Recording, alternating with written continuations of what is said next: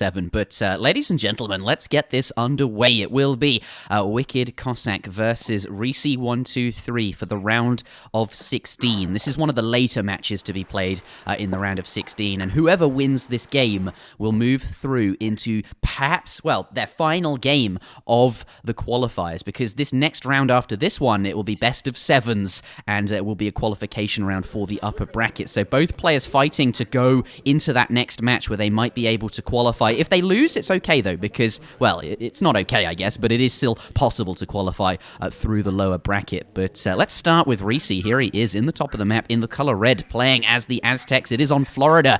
Therefore, we start with a market, and that means your coin crates are actually more like wood crates, or really any crate, because you can buy things at the market with them. So I like this map. It sort of balances out the crate starts in a way. It's a very sort of balanced map, and it's a very standard map too, which we like. It's got 4 trading posts, but the interesting thing about those is the ones closest to you, your opponent can't build since they're within the town center radius of, where you can't build, most of the time, that is. And I think on this map it will be the case here. But the game has now started. The villagers are moving around. GLHF says Wicked Cossack. That's absolutely right. Here he, looks like Risi does have a 20 wood treasure in base, which could be helpful if he wants to get hunting dogs or something like that, but going to forego that for the time being. Head out straight into the middle of the map there, because there are indeed on this map lots of sheep, which looks like he's going to come across there. Wicked Cossack, here he is playing as India, his signature civilization Kaiser. We often see India from Wicked Cossack. This is something we know he's very good at, that he's written guides for,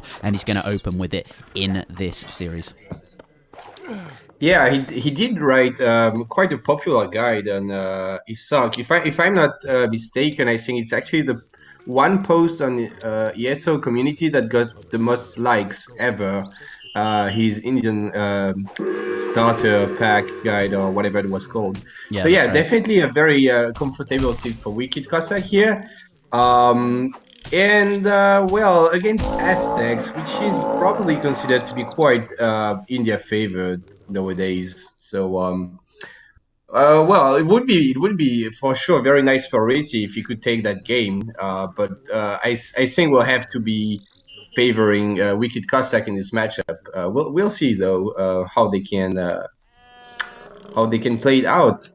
Especially on this map, you do get the livestock, which is very nice for India. Oh, look at that pickup there. Yeah, right. Gonna steal one. So although he's scouting on the left side of the map, which does not have any sheep, so I'm not sure that's ideal from India there. Maybe he wants to spot the treasures, but I feel like you should maybe first get the livestock. He picks up another one as well.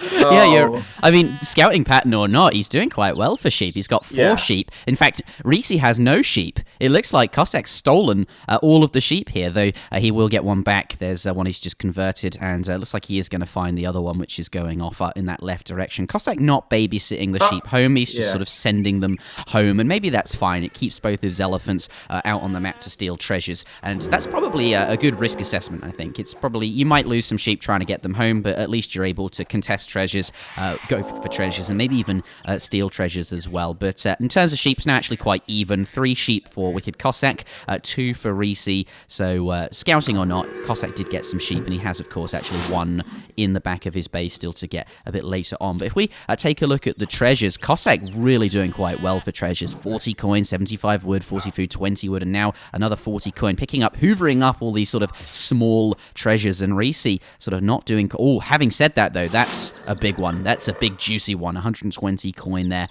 Going to be quite pleased with that. Yeah, and he did get an 80 wood, which is not as good as all the treasures India got, but at least it means that he was able to get his hunting dogs without chopping anything, because it was a coin start and he got that 80 wood. So that's definitely still nice for Aztecs. What about India? What did he get in H1? He did get the 75 wood as well.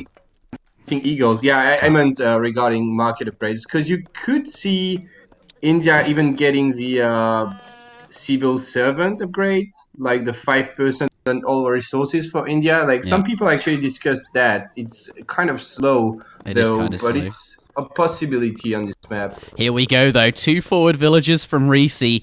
He's not gone for civil servants, and that's probably because Aztec, right? They age very, very quickly. He's already in age 2. He went up with the messenger and has sent 2 forward villagers to drop down a war hut right next to his opponent, as close as he can get to it, on top of this hunt, nearby this mine as well, and sort of in the middle of the map, going to give him plenty of map control there. Looks like Cossack, he's not gone with that sort of 10-10 to get up on time. Instead, he's been training villagers. He's training some during transition as well, of course, but is going to go for that in-base aggro fort and going to keep it well within range of that town center. So any idle, villagers inside the town center can, of course, defend the aggro fort here. But the monks and the Aztec going to go for a bit of a fight there. He's taken out both the treasure guardians and has stunned some of them with his special ability. But yeah, look at that. He's managed to get the low HP elephant away. Really nice there. Keeping it in the fight as long as he can, but getting it away with enough time so it doesn't die and give your opponent any sort of XP. And going to do the same with the second one here. Going to try and use the other elephant to pull it. Can he get away? Can he use the pull trick? Can he use it? Oh. He did! Oh my goodness! He pulled the elephant away. Brilliant. And he's going to keep them both alive.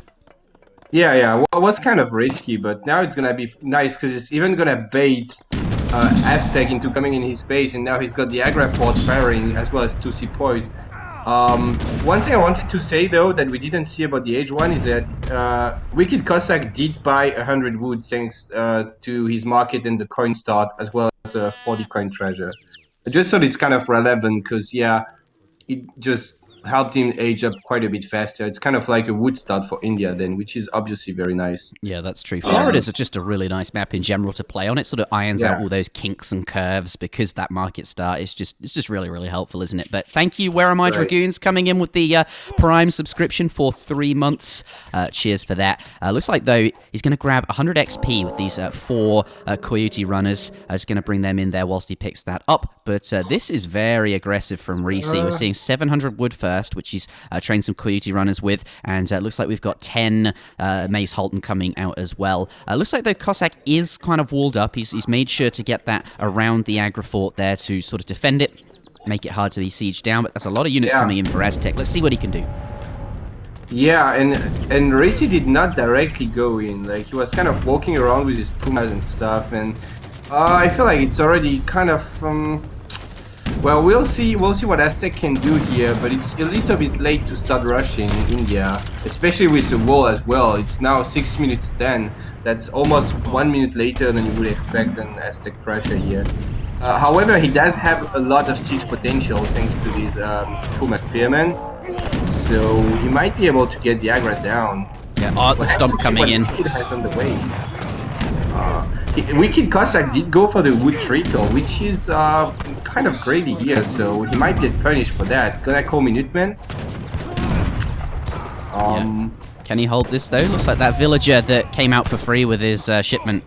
Well, I think it was actually trained. It didn't die, so that's good. But lost, quite a few of his units here. The aggro fort very low on HP, and lots of siege units in the back there. Does focus down the Aztec war chief there, so at least he's not going to get double XP. That's really important because the aggro fort is going to give so much XP to India when it dies, and that would only be doubled by the Aztec war chief. So really nice there from Cossack to focus that down and deny that XP.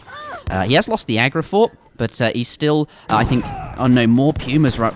God, this just Puma's funneling in so much siege, and there's no barracks up yet for now that the aggro fort is down. There's no military production for Wicked Cossack.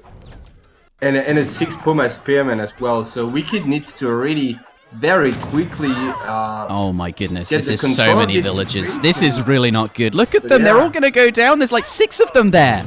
Oh my! And look at the Pumas on the back there. He's going to get every single one of these.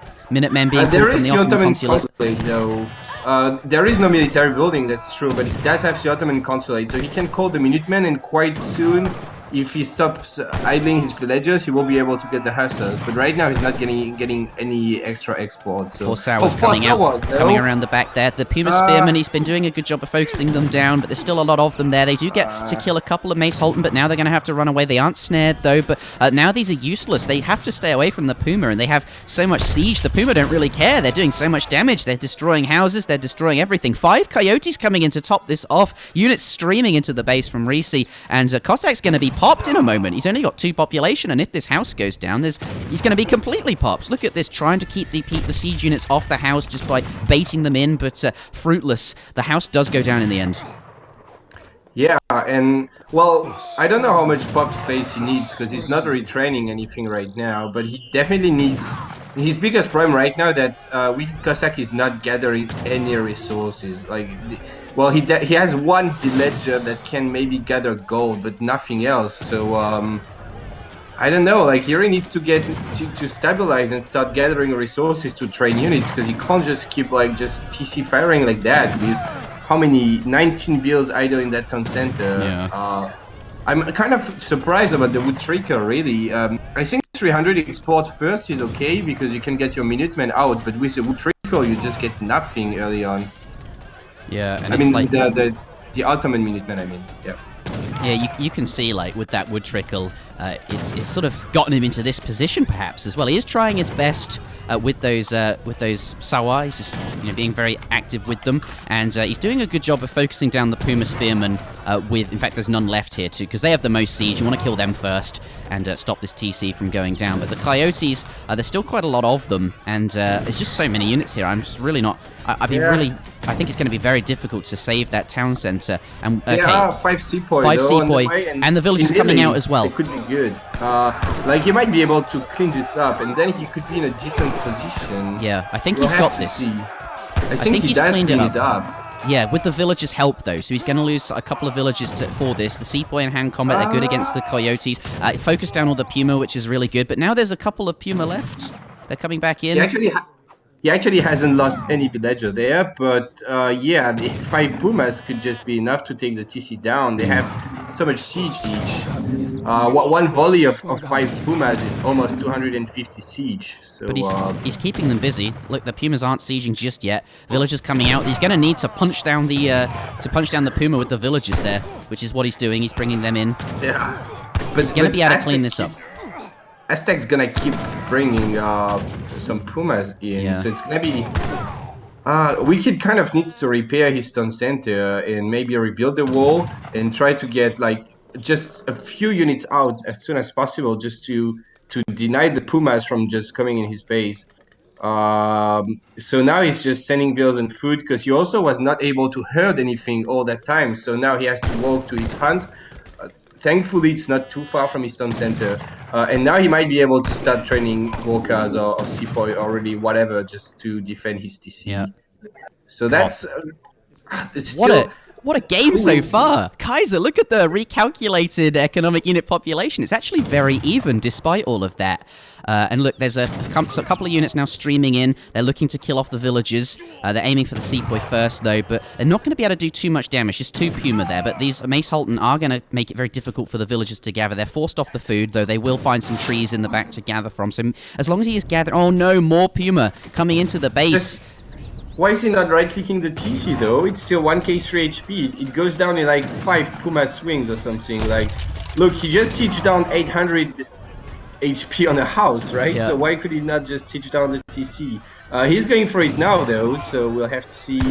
And now their Sepoy is coming, so actually okay. house Can he defend the town center? It's got 400 HP. Come on, well, is he just gonna go for it? It's gonna go down. I think he's just funneling them all onto. It does go down 400 XP as well because of the double bonus from. Oh, that's a really big deal, but. Oh, and he's now ahead on villagers as well. Behind this, Risi realizes the rush has been successful, and now it's time to switch gear. He's destroyed the town center, and he's going to send 5 villagers. So as a result, we see 37 to 33. So the Aztec player he's in a good spot now. He's killed the town center. He's ahead on villagers, and he's got a bigger military as well. Cossack, though, is going to rebuild the town center ASAP, but it's costly, right? Yeah, I mean, it's... I want to say this game is over, honestly. I don't see what India can do here. It's gonna take so long for him to rebuild his town center, get the pop space, and just start remassing units, while Aztec already has a bunch of, well, Pumas. They're not exactly the greatest unit, but still, he has a bunch of military and a lot of siege potential. Yeah. Like, if he finds a TC right now, he can just get it down again, probably. Yeah, and Cossack just gonna be calling the GG because it's just my goodness. over. That was wow. I didn't expect that. I didn't expect that. How come then Cossack decided to stay age 1 for so long? Do you think he ought to have done the 10-10 like we saw yesterday with Maito playing in this very same matchup? Because Aztec are just so fast, aren't they? Because of that messenger politician, and they have so much sort of siege and aggro potential. But Cossack, he sort of stayed age 1 for quite a long time, and then on top of that, sent the foreign logging as well. I don't think you have to go for a 10-10. It's probably an option. Maito did it because he had a wood start, and this was a coin start. Although, like I said, he could have been well, he did buy wood, so he could have done the same, I guess. But maybe just wanted to use the market to get that food upgrade and that kind of stuff. Maybe not a fan of going all in on 10-10. However, he did not even age up too late. I mean, he aged up at 4 minutes 40, which is very okay for India. It's not late or something. The problem was really the wood trickle first, to be honest, was just like you just get nothing out of shipping that just then, you know? It's like shipping a villager shipment. But like when you're getting hard rushed and when you're already India, and India is rather slow. So I don't know why you would ship villagers there. He needed just 300 export or some unit shipment or something, I guess, or colonial militia, whatever, anything to just defend that pressure. You think that the foreign logging may be a little bit greedy, perhaps, and as a result, just sort of this sort of the rush got to him. But that is game number 1. Pardon me, I've given the score to the wrong player. It was actually to Risi. That's a game to Risi already ahead in the series from the beginning. Bear in mind, Cossack is the sort of preferred winner, so to speak, the player people are expecting to win. So I'm going to keep an eye on the betting for this series. I think it's going to be really, really interesting. But let's take a look at the highlights from that game, and we'll get into game number 2 in just a moment. Yeah, but it's a little bit late to start rushing India, especially with the wall as well. It's now 6 minutes 10. That's almost 1 minute later than you would expect an Aztec pressure here. However, he does have a lot of siege potential thanks to these Puma Spearmen, so he might be able to get the aggro down. Yeah, the stomp coming in. Wicked has on the way. Wicked Cossack did go for the wood trickle, which is kind of greedy here, so he might get punished for that. Gonna call Minutemen. Can he hold this though? Looks like that villager that came out for free with his shipment. Or I think it was actually trained. It didn't die, so that's good. But lost, quite a few of his units here. The aggro fort very low on HP, and lots of siege units in the back there. Does focus down the Aztec war chief there, so at least he's not going to get double XP. That's really important because the aggro fort is going to give so much XP to India when it dies, and that would only be doubled. Extra exports. Corsair was coming around the back there. The Puma Spearmen, he's been doing a good job of focusing them down, but there's still a lot of them there. They do get to kill a couple of Mace Holton, but now they're going to have to run away. They aren't snared, though, but now these are useless. They have to stay away from the Puma, and they have so much siege. The Puma don't really care. They're doing so much damage. They're destroying houses. They're destroying everything. 5 Coyotes coming in to top this off. Units streaming into the base from Risi, and Cossack's going to be popped in a moment. He's only got 2 population, and if this house goes down, he's going to be completely popped.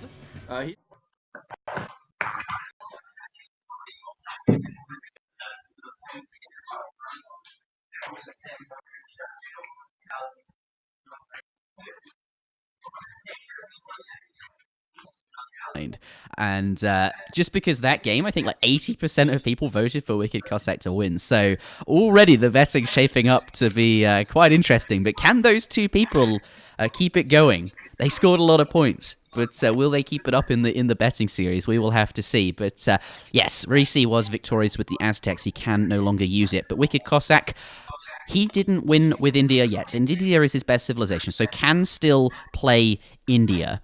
And that is good because he's obviously very strong with India and probably hoping to use it. So not as punishing this particular tournament format. If you don't win, you can still continue using the civilization. But yes, Kamchatka will be our next map. And by the looks of it, it will be Russia versus India. Risi's put in Russia. Russia is now locked. He cannot change that. Wicked Cossack now gets to pick afterwards. So we will see what he decides to go. Perhaps he'll stay as India. As I said, it's a strong civ for him, but we'll see if he changes. He certainly has that option too. And what do you think, Kaiser? Well, I mean, of course he might change, but I don't think he will just because that's a very good matchup for India, especially on another map with some livestock again and some pretty decent treasures. Well, he just needs to not be overconfident again. I was thinking about that game one, and I felt like maybe Wiki just felt a little bit too safe with that wall, you know. And oh, actually, gonna go Germany. Well, that's definitely a very strong pick against Russia as well. Yeah, and I think So yeah, Cossacks. Actually, I've seen him play quite a lot of German, so I think he'll be just fine here. And you're saying this is a good matchup. yeah, that's a very good matchup for Germany. It kind of depends on which start you get, because if you get a wood start and you go for trading post, it's even easier for Germany. But even on a regular start, it's just Russia has a really hard time pressuring because of the free Ulans early on. And then usually Germany is just able to age kind of easily. And then you get war wagons, and these war wagons outrange every single Russian unit. So it's very hard for Russia to do anything about it. And even if Germany decides to stay colonial because they feel like they can't afford to age up, they also have very strong colonial timings, and it's not that easy for Russia to deal with a decent mass of Yes. double soldiers. So So it's looking gonna quite. be it's gonna be interesting. Then Yeah. again, I think Wicked Cossack is kind of new to Germany. I don't Do you think remember so? seeing him play so long ago.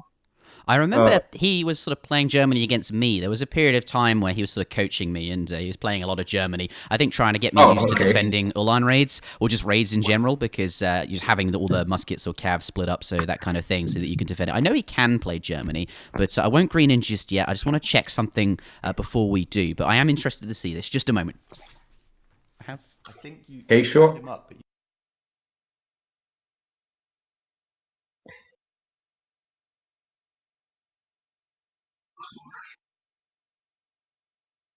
Okay, I'm back. Welcome back, everybody. Hopefully now Kaiser Kaiser's too loud. Okay, it will be fixed now. As you're hearing this, Kaiser is now fixed. If he's not Okay. fixed, EscapeAoE will tell me in the chat, and I can turn him down even more. It's very easy to do. But ladies and gentlemen, we're getting into game number 2 in this best of 5 series between Risi and Wicked Cossack. The score is currently 1-0, as you can see, to Risi. Perhaps another upset. Risi knocked out Taben. Will he knock out Wicked Cossack? It's looking like a good start, perhaps. 1-0. Let's start with the previous victor. He would be playing as Russia. Here we are. Russia in the color red. Starting with food, 100 wood, and 100 coin. So it will be that coin start. Reese, going to pause the game here. Ah, yes. Does it need to be yes. recorded or? Okay. Yeah, so Wicked Cossack just mentioning the same thing I was talking about, like the wood start. He's saying, "Yeah, I didn't have a wood start. I Yeah, don't mind he's like, I don't rehosting." mind. That was about to be my next point. 100 wood and 100 gold. I think, that's probably a good thing for Russia because, Yeah.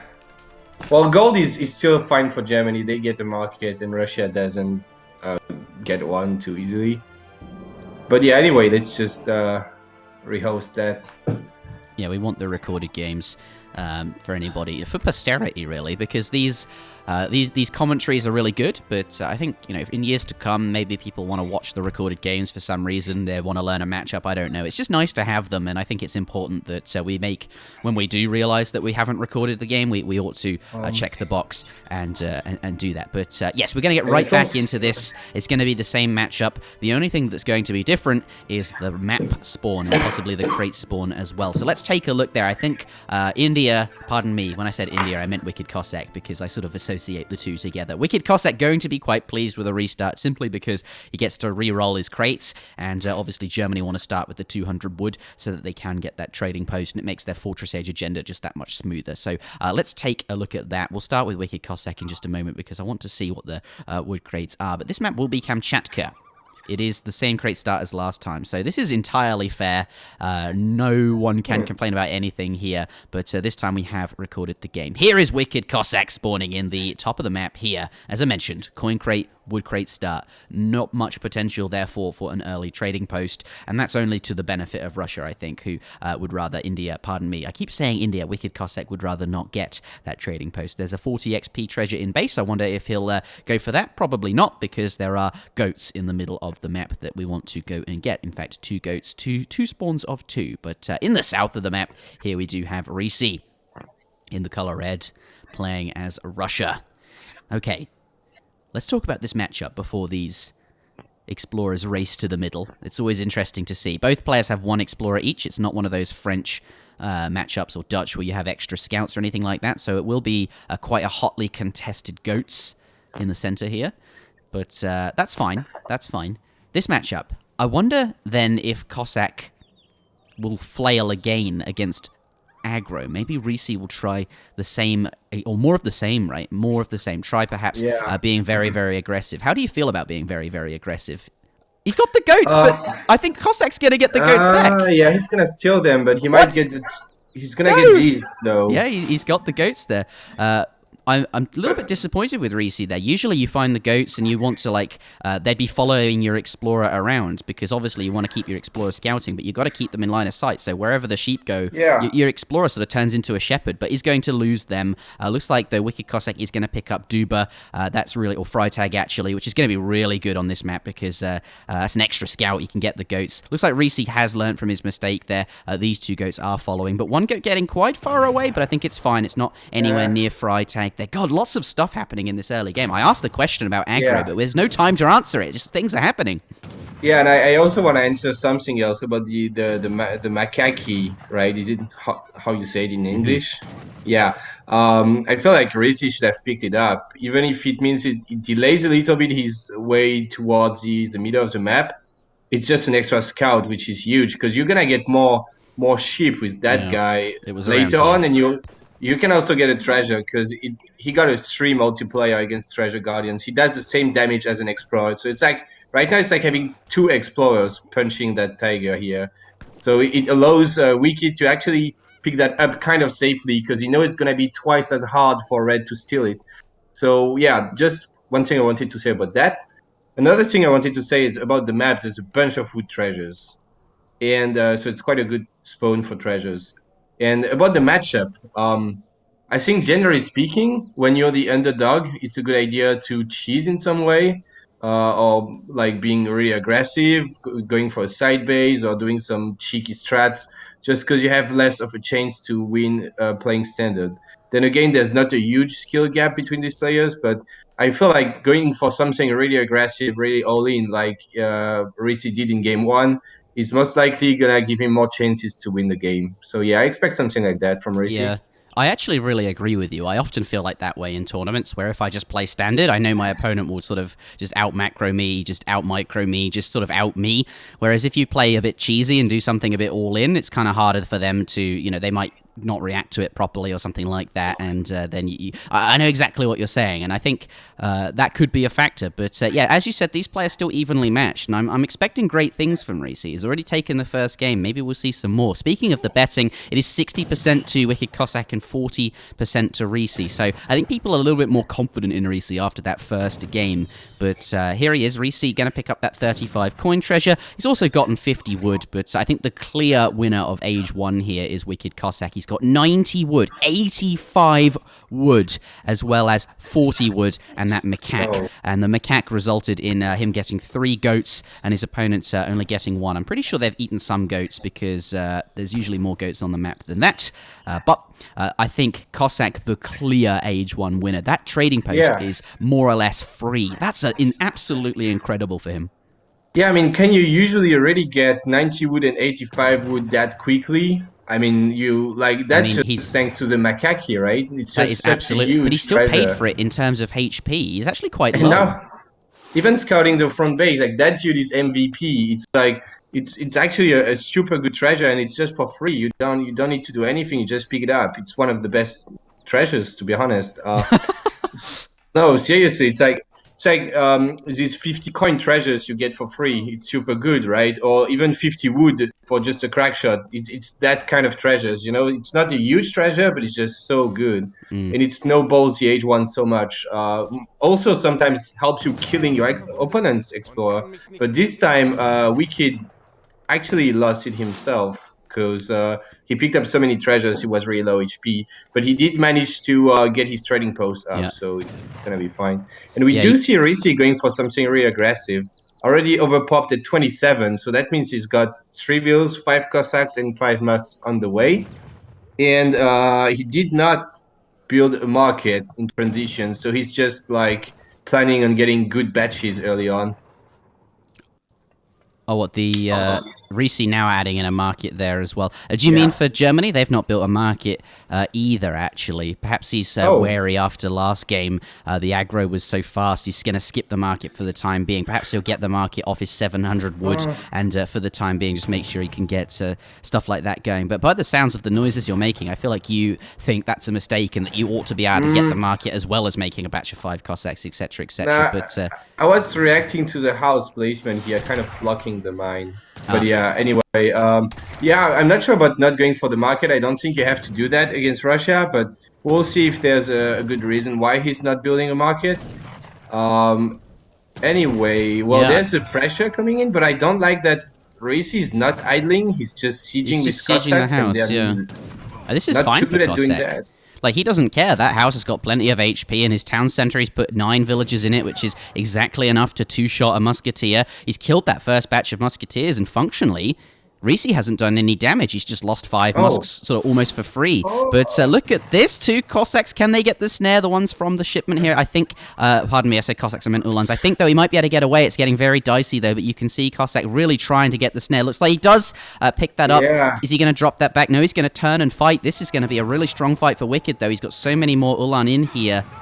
And they're just going to tear these Cossacks apart. So he's lost his 5 musks, and now he's going to lose his 5 Cossack shipment as well. And I think Wicked Cossack, as a result, is in a very strong position. And even going to pick up that final one that may have got away with a batch of 2 Cossacks here from the stable. Really, really nice. Picks them all up. Picks all the musketeers up. Got his super free trading post. He's now got his market in. And he is in a very good spot. Yeah, that is just really brutal here. I'm still laughing just because he now dropped the market there, and his settler wagons have to walk all the way around to go on that gold mine. I'm not sure why he's doing that, but yeah, regardless of that, it's definitely a very, very solid start for Germany here. And now he's able to raid, and if he wants, he could can just take out fight. those musks. He could just go for them, and he doesn't care about the musks. Oh no, he does. Yeah, he's gonna pick up that bill though, but I feel like he could have just cleaned up the musketeers and then raid. But what he's doing is okay as well. Gonna pick up a second bill here on the right, most likely. Yes. Yeah. He's going to pick up. I kind of like that. Just going for the musks would limit his raiding potential. And sure, he could have taken them out pretty much, you know, quite a good trade, but he'd still lose some HP on the Cossacks. And remember, those are going to be upgraded to veteran, right? He wants to get them upgraded. So just taking any trades now seems like something he wants to avoid. And then he's just going to be able to upgrade them all. And also, it's managed him to get an extra kill. If he just gone and killed all those muskets, maybe he wouldn't have managed to pick up an extra Vil kill, which he did get here. But takes 2 Vils, does take some volleys, but I think he's going to be fine with that. That was a really nice 3 raid. bills now. Oh my goodness, 2 extra on the other side.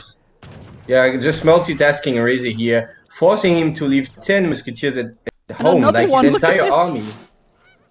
Oh boy, he's not gonna see it. And there's Cossacks on the way. Oh, he might still kill it though and just escape. Well, he's gonna lose 2 lands for that. It's not really worth it, but anyway, you know, he's just buying himself so much time. Wicked is honestly like I said, his build placement is not the greatest. Like, and his macro is also off. Like, he aged up with 1k8 food. But regardless of that, like, he also doesn't have placer mines right now. So kind of a few mistakes from Wicked here. But regardless, he's just like cleaned up Russia early on and then killed a bunch of Vils, so it doesn't matter. And he's aging safely, so it's just kind of GG here. Like, even without a market, the whole game he would win now, just shipping units and then moving his stuff. So to Risi's credit, though, he does pick up those Uhlans. that were causing him a lot of havoc. But yeah, this is kind of difficult. You really don't want Germany to be getting up sort of for free, which is what he has now done. He's now sort of up to the fortress age. So regardless of building placement, regardless of not having placer mines, all these things, Cossack's in a really good spot, as we've been saying, and he's now up to the fortress age. And this is kind of difficult for Russia to deal with, as you were alluding to before the game started. Those war wagons just outranging skirmishers, just going to be outranging all of the Russian units here. It's going to be very difficult for Risi now, but looks like he's got a bunch of Cossacks racing across the battlefield here, and maybe he can... Yeah. He went for 2 stables, so I was gonna say he doesn't have any timing, like he just got raided and just got delayed, did no damage, so then you don't have any kind of scary timing when Germany's up where you could do a lot of damage. But at the same time, he did chip 700 gold and got 2 stables up, which might be overkill, but it's still allowing him to get kind of like a bunch of Cossacks quickly. And now shipping 4. So that's a bunch of units for Russia. And I do believe, there's 5 war wagons though. So I don't think Russia can do too much here. Yeah. And he's also, safe with the 5 war wagons. Unit shipment going to be popping anytime soon. So he's going to have a lot of stuff. How do you feel about pushing out here? I mean, a batch of war wagons does make you kind of safe, but there's a lot of red stuff, and I wouldn't feel comfortable myself until my first Fortress Age military unit shipment arrived. Here it is. 1,000 wood? Oh my goodness. It's kind of risky to push out before that, but if you micro properly, you can just sack the skirmishers and snipe some Cossacks to make up for it. But here, he's kind of getting his war wagons code, so that's not too great. He does still have Minutemen available, though, and he's doing a decent job at trying to position his war wagons away from the musketeers, just hit and running a bit. So I think at the end of the day, it's kind of the best fight Risi could hope for, but I think Wicked will be probably okay if he can just get his war wagons out of here. Yeah, most of those war wagons are still alive. Yeah, sure, all those skirms are going to go down, but the war wagons are just so tanky. They've cleaned up all the Cossacks now, and a batch of skirms from the barracks or perhaps the shipment is going to make all of these musks basically sort of futile in a way. They're really going to find it hard to do anything versus skirmishers. Even against these war wagons, they're going to struggle. Yeah, a couple of settler wagons. This is a little bit dicey from Cossack. I think one of them might go down, but should be able to... No, he's going to save both of them. So at the end of the day, everything's okay, and we'll be seeing his next military shipment and batch of units very shortly. There it is, 3 war wagons plus the 3 Uhlans that come for free, and now he is back on form and everything's fine. He sent that 1,000 wood, he got away with it, and now Cossack, I think, in a commanding position. That wood, he's easily going to get the placer mines that he forgot, possibly even amalgamation, lots of houses, perhaps a second barracks and stable, and everything will be golden. Yeah, I mean, it's still so painful to see no placer mines when he's like, he had literally every single villager on gold. I think he's trying to get mercenaries on the way, but like, kind of painful, but regardless, just a nice hold. It's just gonna be very hard for Russia to deal with war wagons. Still though, Wicked Cossack is actually chopping wood now. Why there's still anyway 700 of his 1k wood that he was not using, and he's even chopping some more. Saving for then? Do you think? I mean, what? Maybe a town center? Like, why would you chop so much wood? That's kind of surprising, almost that he wants to gather even more wood. Perhaps he's I don't know. We'll see what he uses the wood for, I suppose. We'll have to sort of wait and see. They are now coming off wood. Perhaps they were just tasked to that when the hunts ran out or something, and now they're trying to find some new jobs. He's going to have to push out very soon. Look at this from Risi. He's walling up here. He's going to keep... He was being torn apart by the raids. We saw lots of raids over here. These walls are going to sort of keep him safe. But very soon, Germany's going to have to push out onto the map for some food. His hunts are dwindling. It looks like for the time being, though, there is... and for mines, there's no gold left either. This could be a good moment for Russia. He's got a reasonable army, and Germany has to acquire more natural resources, so we're going to see a push from him. We do have Jaegers on the way, so Wicked Cossack is going to have to delay this fight as much as possible until he can get his Jaegers in. And Jaeger is not too useful here, I think, because he might be going for Black Riders, but that would be strange, considering he's got a bunch of war wagons already, and adding some pikemen as well and the Jaegers coming in. So, Yeah. well, it's going to be very hard for Russia to challenge these Jaegers. Is it Jaegers? I thought it was German and it was pronounced Jaegers, but you're French. Pardon me. It's Jaeger. It's Yeah, Jaeger it's in German. it's but the I'm fact that just- you're called Kaiserklein. It always throws me off. It sounds very German, but yeah, you're obviously very yeah. French. Anyway, the It Jaegers have is a arrived, German name. and now he should be able to get. Look, you can see he's just standing on this hunting mine here, which is where Cossack wants to be gathering from. Currently, he's just gathering wood because that's the only thing for those vills can do. Looks like So many Cossacks, man. Like, oh. yeah, this could be dicey, and he has got boyars in as well, so these are exceptionally good at the moment. This could be a little bit tough. There's no resources for virus and threat protection. Thank you, Windows Defender. But this is looking dicey for Cossack all of a sudden. He just doesn't have any natural resources. I think maybe the 1,000 wood was a little bit too slow. Here we go. He's got a couple of pikes in here, which is nice. But those Cossacks trying to find their way on top of the Jaegers here. They're sort of trying their best. This is looking troublesome. There's a lot of Russian units. Mind you, the German ones are very, very strong, so it could be a little bit misleading. I think this fight going to be very even. In fact, even I in think German Germany is favoured. going to clean up easily. Yeah. But,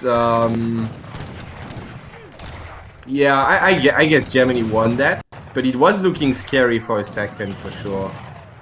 Yeah, there's the GG.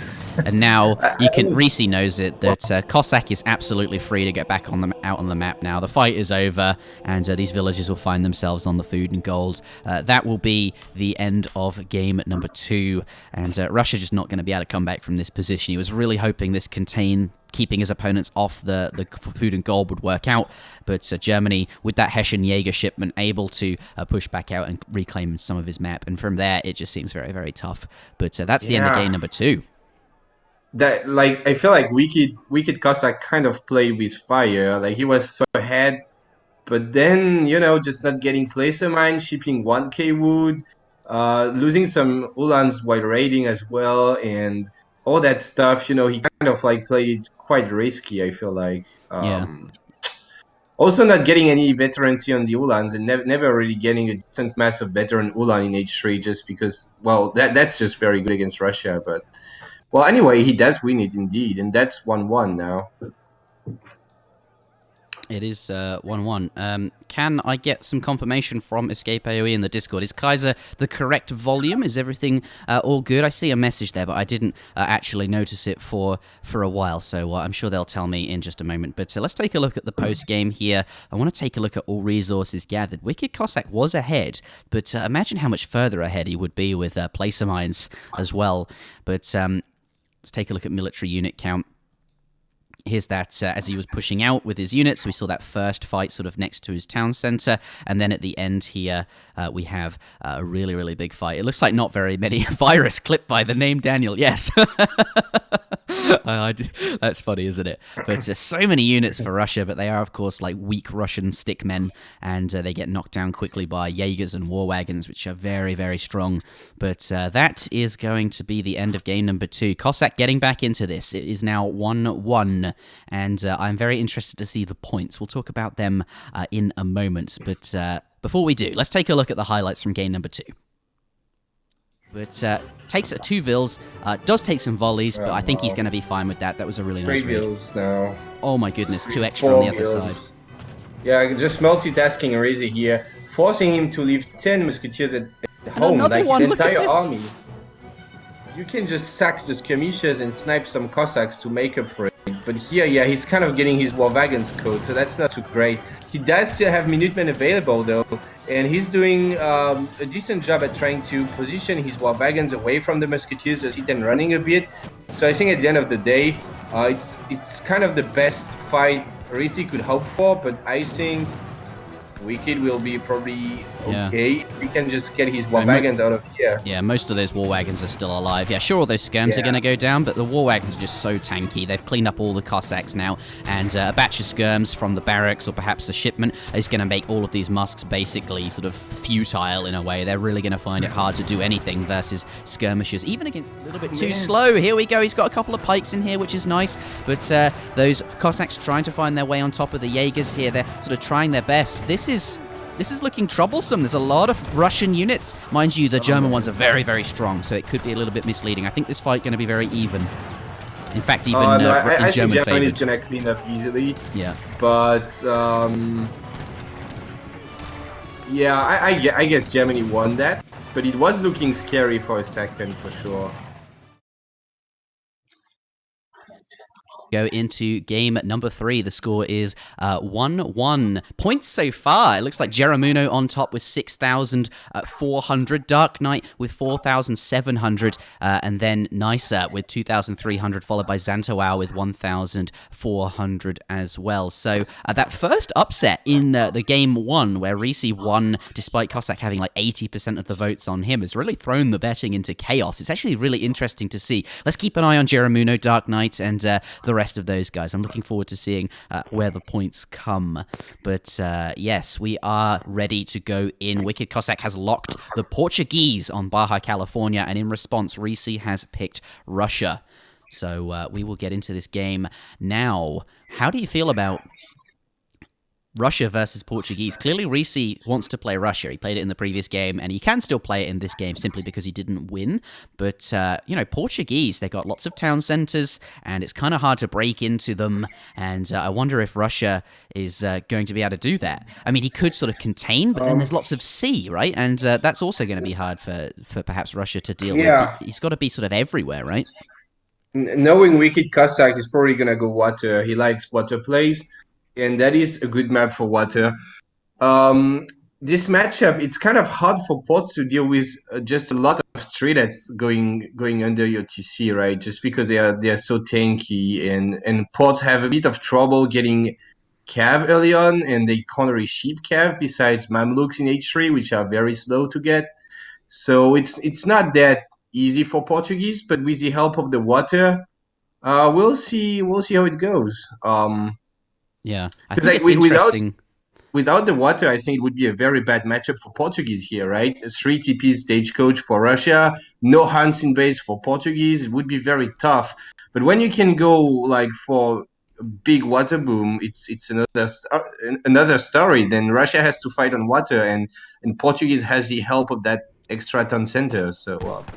Yeah, and I think it's interesting that you say Strelets are tanky, and they kind of are when they're underneath a town center, right? If you've got 10 villagers in your town center and you shoot at a Strelet, you basically nearly kill it, but you don't actually kill it, so you have to shoot it a whole nother time. So it's like it's got tons of extra HP because it has to take 2 hits, when really it doesn't need to take 2 hits. But yeah, they are kind of like frustrating to deal with, and they are sort of tanky in that regard.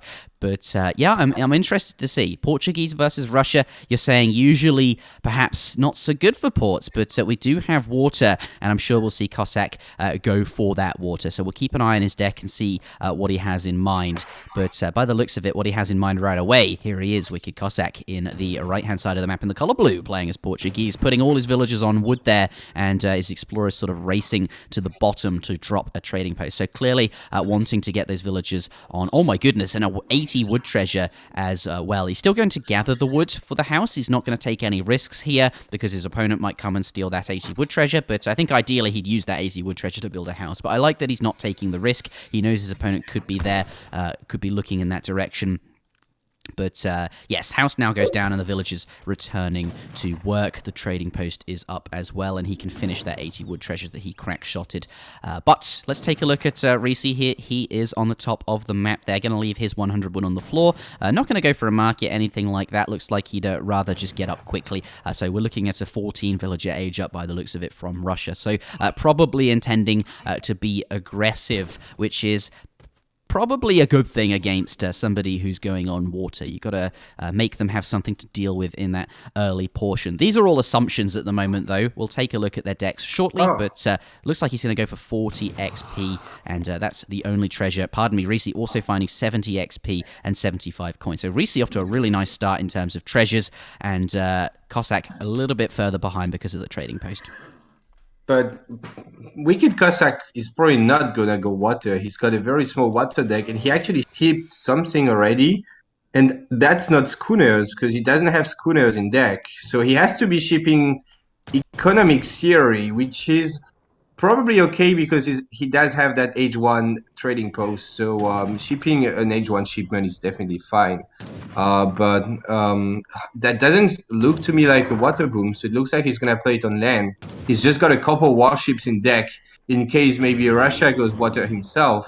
Yeah. What about Russia though? Well, he has pretty much the same, like just a We do couple have a washes. treasure contention, though, Kaiser. There's a Oh, 95 wood treasure, and Red looks poised to steal it from them. They're both getting into position to pick this up. I think Blue's going to get it, though.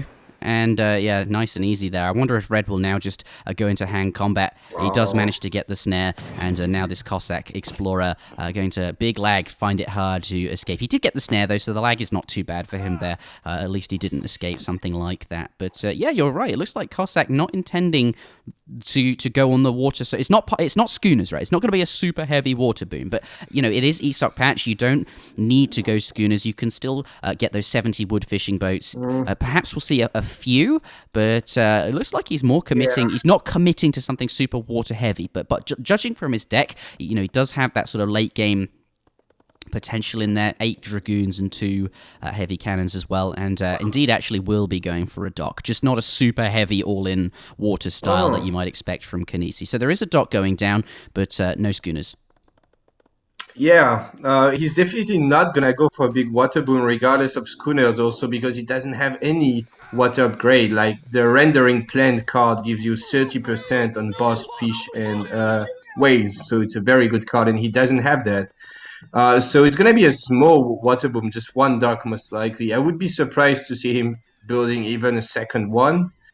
Interestingly enough, eco theory is going to be affecting the fishing boats, and that's probably why he decided to go for that card Yeah, because that's it's just going actually to affect everything. So yeah, that's really nice, isn't it? It's like a very passive, sort of slower water boom, but you do get like it's like eco theory. You're getting more juice out of it. You're getting more value out of it because it's also going to benefit more than villagers. So I kind of like that choice. But we're seeing from Risi, Blockhouse is down, and he is now up to the next stage. And if we take a look at units in queue, yeah, 5 musketeers immediately being queued up in that Blockhouse. So it looks like he's intending to be quite aggressive. Gonna gather that 400 wood up now for his barracks, and he's overpopped, so clearly has sent his 5 Cossack shipment as well. So we're looking to see aggression, similar to what he did last time. I wonder though if he can be more effective with his units this time. Last time we see him siege housing down.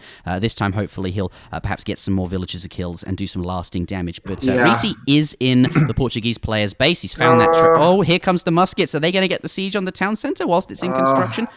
This is not ideal. It's not gonna go down, but it's gonna get a lot of HP unless Wicked Cossack calls Minutemen or something. But yeah, just very quickly a few things. First, Wicked Cossack has a second dock. Second, Wicked Cossack does not have Colonial Militia in deck. And third, Racist Blockhouse is very forward and he's making units very quickly. And Wicked Cossack aged up a bit late because of that age 1 trading post. So my point is that Wicked Cossack is slow here and he does not have Colonial Militia. So I don't know how he's going to be handling the Russian pressure here. Yeah, but he does have 8 villages in each town centre, so making the most out of the TC fire. And it's still got 2k HP here, and because of that, he can get... should be able to defend this off. Maybe if he can call Minutemen. He doesn't have the gold for that, but he is constructing a market, and he's got lots of wood from that wood treasure there, so perhaps a wood shipment, rather. Perhaps he can sell some of that wood and send Minutemen from one or both of these town centres. But 1,000 HP now, half of its remaining HP left, and there's still quite a lot of Russian units here, but he is losing. Minutemen are cool, so now he's going to have to give up on the siege, and perhaps he can actually repair that with the remaining wood. So ultimately this is sort of okay, but it is going to force the repair. So it does look like Risi, forcing Minutemen and forcing the repair is still quite good for him. Yeah, and idling a lot and just I don't know. It's just such a good start for Russia already. Like repairing that TC must cost more than 200 wood. Yeah. And I don't know how much. Well, Wicked Cossack has 6 fishing boats, but that's not a ton of them. I don't know. I just really like the Russian position here. I don't see Portuguese being in a good spot at the end of the day. And he's shipping 700 gold, but for what? He doesn't have a military building, and he doesn't have nearly enough food to age up. So I'm not sure what exactly is the plan here for Wicked Cossack with his gold. Maybe he's gonna follow it up with 700 food and then age up. That could be good, I guess.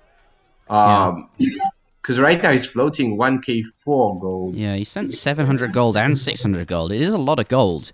It's going to be fine if he can spend it, but I suppose it does mean every villager he has can be tasked to food, but doesn't have steel traps, but still going to be quite efficient with hunting dogs and eco theory. It is food after all. It gathers quite fast. Maybe he's going to get that age up in and he'll be okay. I mean, the town center is going to be repaired, and it looks like he's going to be fine. Can he get the age up in, though? He's not training any units, and he's not quite there on the food count, although these boats should be able to finish off that.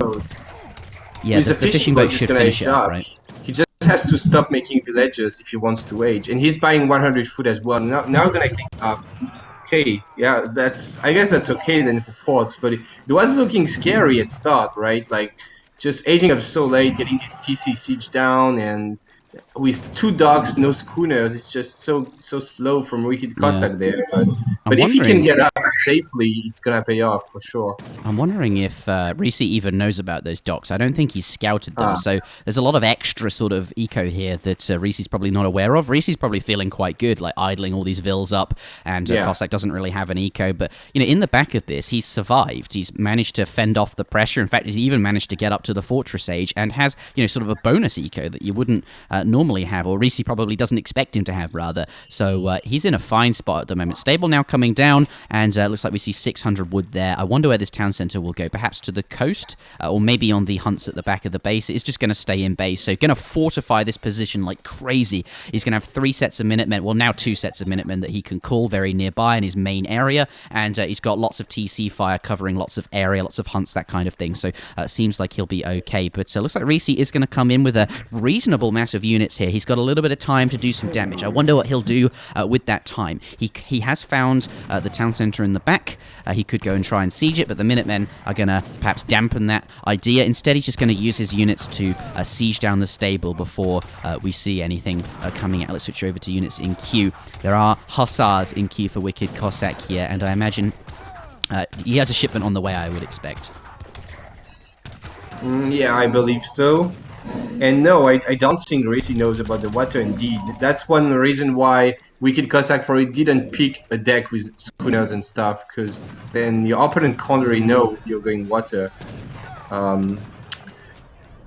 Look at this juggling villages from TC to TC just to get the optimal number in. I really like that. He's sieging down the houses. He's doing a good job of doing lots of damage, but with all these TCs firing, it's kind of painful, but I think it's fine. He's garrisoning them all, and it's best to be here, right? Because when the military units shipments pop out, you can stop them from, if you deal with them as and when they arrive, that's quite good. Still juggling villages, but Risi not going to let that one go to the other there. All of these houses going down. Look, Cossack completely popped.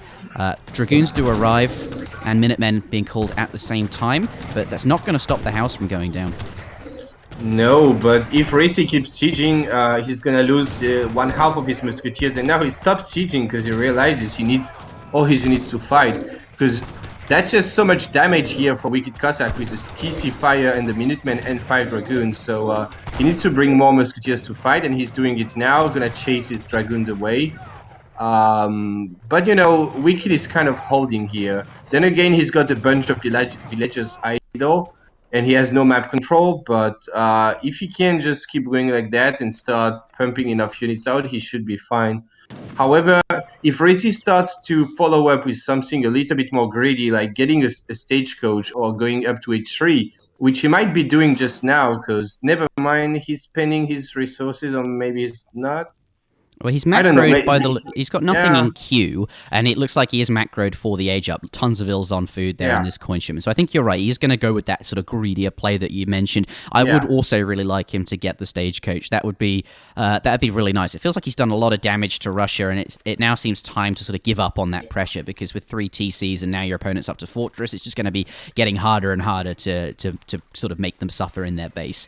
And also the hunts are basically... Well, they're not quite out, but eventually Portuguese will be pushing out for more food, but that sort of isn't as soon as it would be in a usual game, just because there's lots of fish gathering, and those villagers will be on the food less, so that the food will last longer in base. So all these things actually working out quite well for Cossack here. But Risi, yes, he's going up to the next stage. Let's take a look. Going to be going up with the Adventurer for, I believe, I think 13 strelets. No, that's 17th Strelets age up. Ah, well, Or Strelets, is he? still Strelets. Yeah. Yeah. Well, no, I'm not sure actually if it's. I'm not sure if that one is the Strelets one, but I Yeah, just know that the Strelets age up is 17. So It's weird, isn't it? The adventure is so different between like civs. Like for Spain, it gives 4 crossbow, 4 pike. For British, it gives 7 longbow.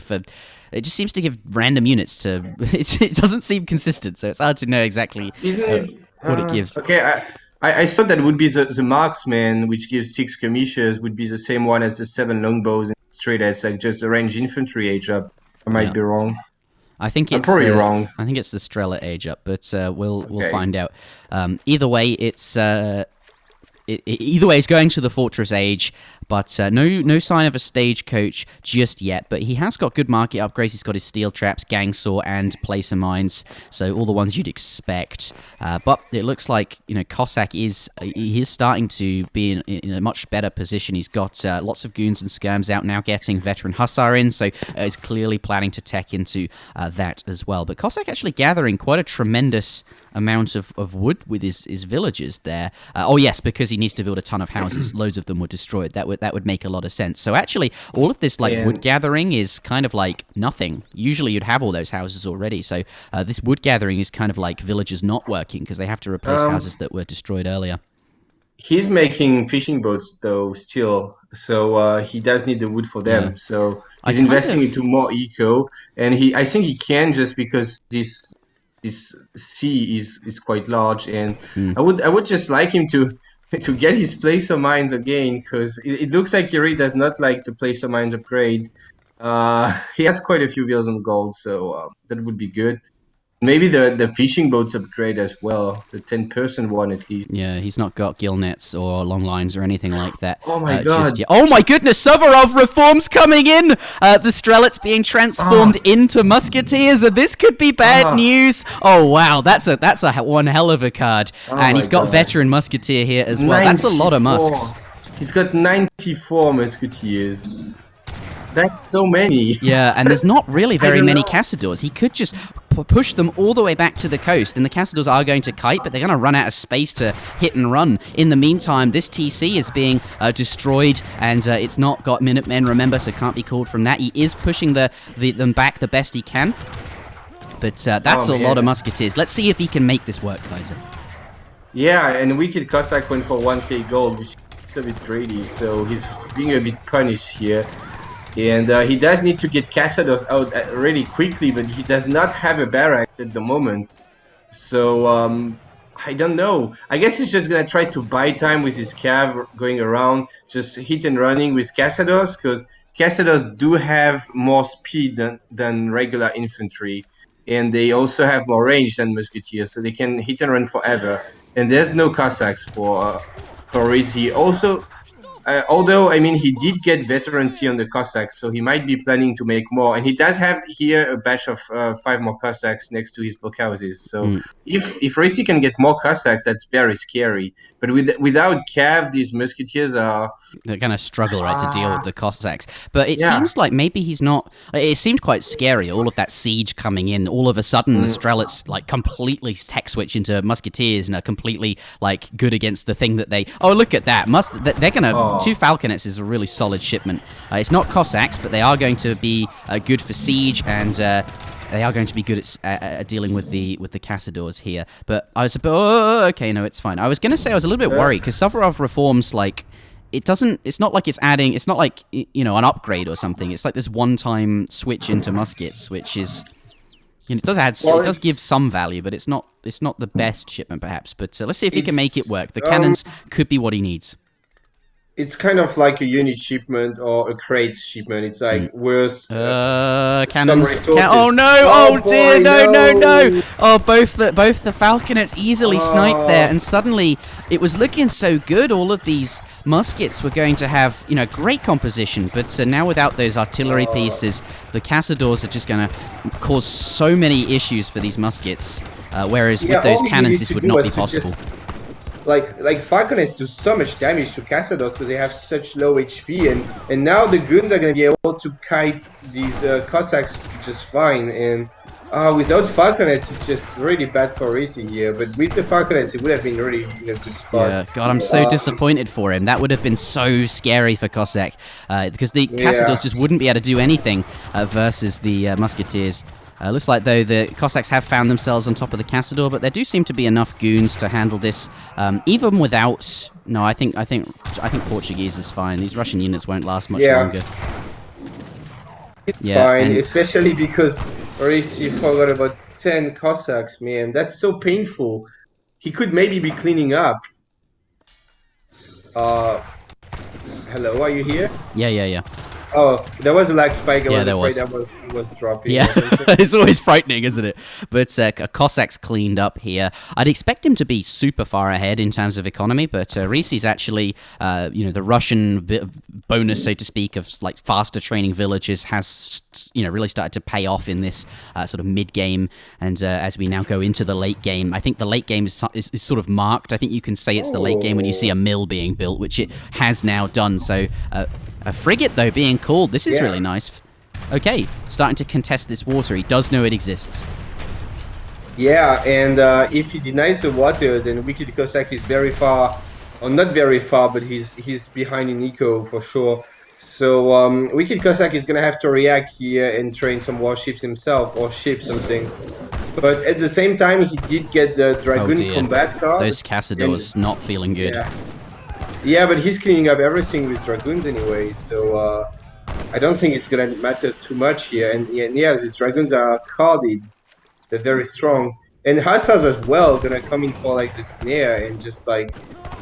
I don't know, Russia has just no military here. He's gonna have to remass very quickly. A lot of musketeers or cav archers, so... A frigate of a Cossack does come to defend on the water, but take a look at this fight. It does look like the Hussar batch has managed to catch up with the Strelets and is they are absolutely toast. Minutemen being called, but with only Cossacks here, those Dragoons are going to be quite pleased, and this will be very difficult for Russia. Lots of Portuguese units coming in here, and the reinforcements are going to be quite far away, right? The blockhouse is on the other side of the map. There's another one here. Retreating home is kind of awkward, but let's see what he can do. He's going to run around with all this cav. Maybe he can kill lots of villager kills. Doesn't look like there's too many good places to raid, but there is a frigate battle. Yeah, and it's pretty close. Yeah, I can't tell who's in the lead. Manchurian archers, though, coming in. That is exactly what Russia need. Where are they? Here they are. I was gonna say that. Like, I really hope Russia is gonna get the Manchus, and along with some Strelets, he has a very solid unit composition. It looks like Cossack's boat will die. So that frigate of. But there is a couple of outposts. If he can build a dock. Oh, and there's an outpost, okay? Because I think that's going to sink the frigate. The outpost is in range. Can he get it away? No, frigate does go down. But back into the fight on the land. Meanwhile, Risi is losing everything, so... Yeah, not ideal. He does need to mass more before taking a fight. I mean, he just lost all his army like twice, so he needs to mass up more Strelets before he can think of taking a fight here. But he's not doing that, so he's just gonna get cleaned up once more. Yeah, I think he wants to... He just can't keep doing that forever. Like, he doesn't have... Like, he has limited resources, right? He's running out of hunts, so he needs to stop. Oh, but look at this raid. Oh. Yeah, and that's good, because he can't really use his Cossacks in the fight, since there's mostly Dragoons here for a Wicked Cossack. So he's just raiding with them and picking up a lot of villagers. And that game is still quite close, right? I mean... The eco is close, the military is rather close, and ports does have like no map control, so it's quite a close game, yeah. Yeah, he's lost 15 villages now as well. And look, he's on mills, so this is very, very slow gathering. And he hasn't got any mill upgrades either. So actually, Risi very far ahead in terms of economic potential, just because he's still on hunts and on natural resources. It's just very, very difficult for Cossack to gather because mills are just so inefficient. And I guess he does have fish, but there's no, there's only whales. There's only, all the fish is gone, well, almost, but it does look like Risi gearing up for another push. So if he's successful on water here and can start pushing the fish back, Cossack gonna have even less eco. But there are quite a lot of coastal defenses here. These outposts and the dock are going to make it very difficult for this frigate to push down the coast. He's going to need land support to deal with the outposts if he wants to make that happen. But counter raid coming in. Looks like that's a very ambitious mind to be gathering from. So I think he's just gotten back at his opponent now, and the raids have sort of been neutralized because they both got a huge raid. Oh, wow. Why would you be gathering there? And he has plenty of gold, I think, left. Yeah, there's a mine like here. Yeah, that was here, like just in his base. Okay, so I really don't know why he an would be unusual doing that, mine to be gathering from for sure. Yeah. Well. So I don't know. Still, yeah, very, very close game. Should we step back? Let's take a step back and assess this situation. So, currently, Wicked Cossack and Risi on very even villager population, but Cossack is gathering from mills without upgrades. It's very, very slow. But he has managed to survive, and he has gotten his transition done. So he's got 3 mills out, right? And it seems that Risi will have to do that transition very, very soon, because this hunt's up in the top. If he can't gather from that, which it looks like he can't, because Cossack has got lots of military, it's going to be tough for Risi to make that transition himself. And as a result, I think when he does make that transition, Cossack will be able to get quite far ahead. But also on the water, this frigate is not going to be able to do anything. There's 2 outposts here, and it doesn't look like Risi can really mount any kind of land pressure on the outposts, so that frigate not going to be able to contest the water, and these fishing boats going to be absolutely fine to gather from west. However, there aren't actually that many fishing boats gathering, so maybe it's not even worth pushing in anyway. But I think going into the late game, Cossack is going to be absolutely fine. I think he is sort of I think I'm going to put my money on him, and also a fort coming down as well. I really, really like this. At this point in the game, that's going to secure him these hunts and give him so much map control. Okay, so that frigate is not really able to push in, but it's at least denying 1 whale and a bit of fish. Also, Risi is water booming himself now on the other part of the water, and he dropped down a saloon. Sadly, he can only make ninjas in H3, so that's not too good. Because it could have been a good way, to just like stay in the game. For now, I have only gold. I'm gonna make mercs, and meanwhile, I'm water booming, so I don't really need to make meals, and I can just delay that mill switch. Actually, but Ninja's not too good here. Yeah, no. Go ahead. Yeah. I was just going to reiterate the same thing as you. Like, he's just delaying. Like, it's to my point, right? I said that building mills would basically make him lose the game because it's just so expensive to do. So he's going to delay that as long as possible by training something that costs gold but ninjas, obviously not ideal. And then by the time those ninjas have been created and he's like having to switch back to other resources, the fish boom would have started to pay off. But Cossack looks like he's using all this free time to just destroy stuff. There's lots of random houses been placed out on the map where Risi's just sort of slammed them down because he's too busy.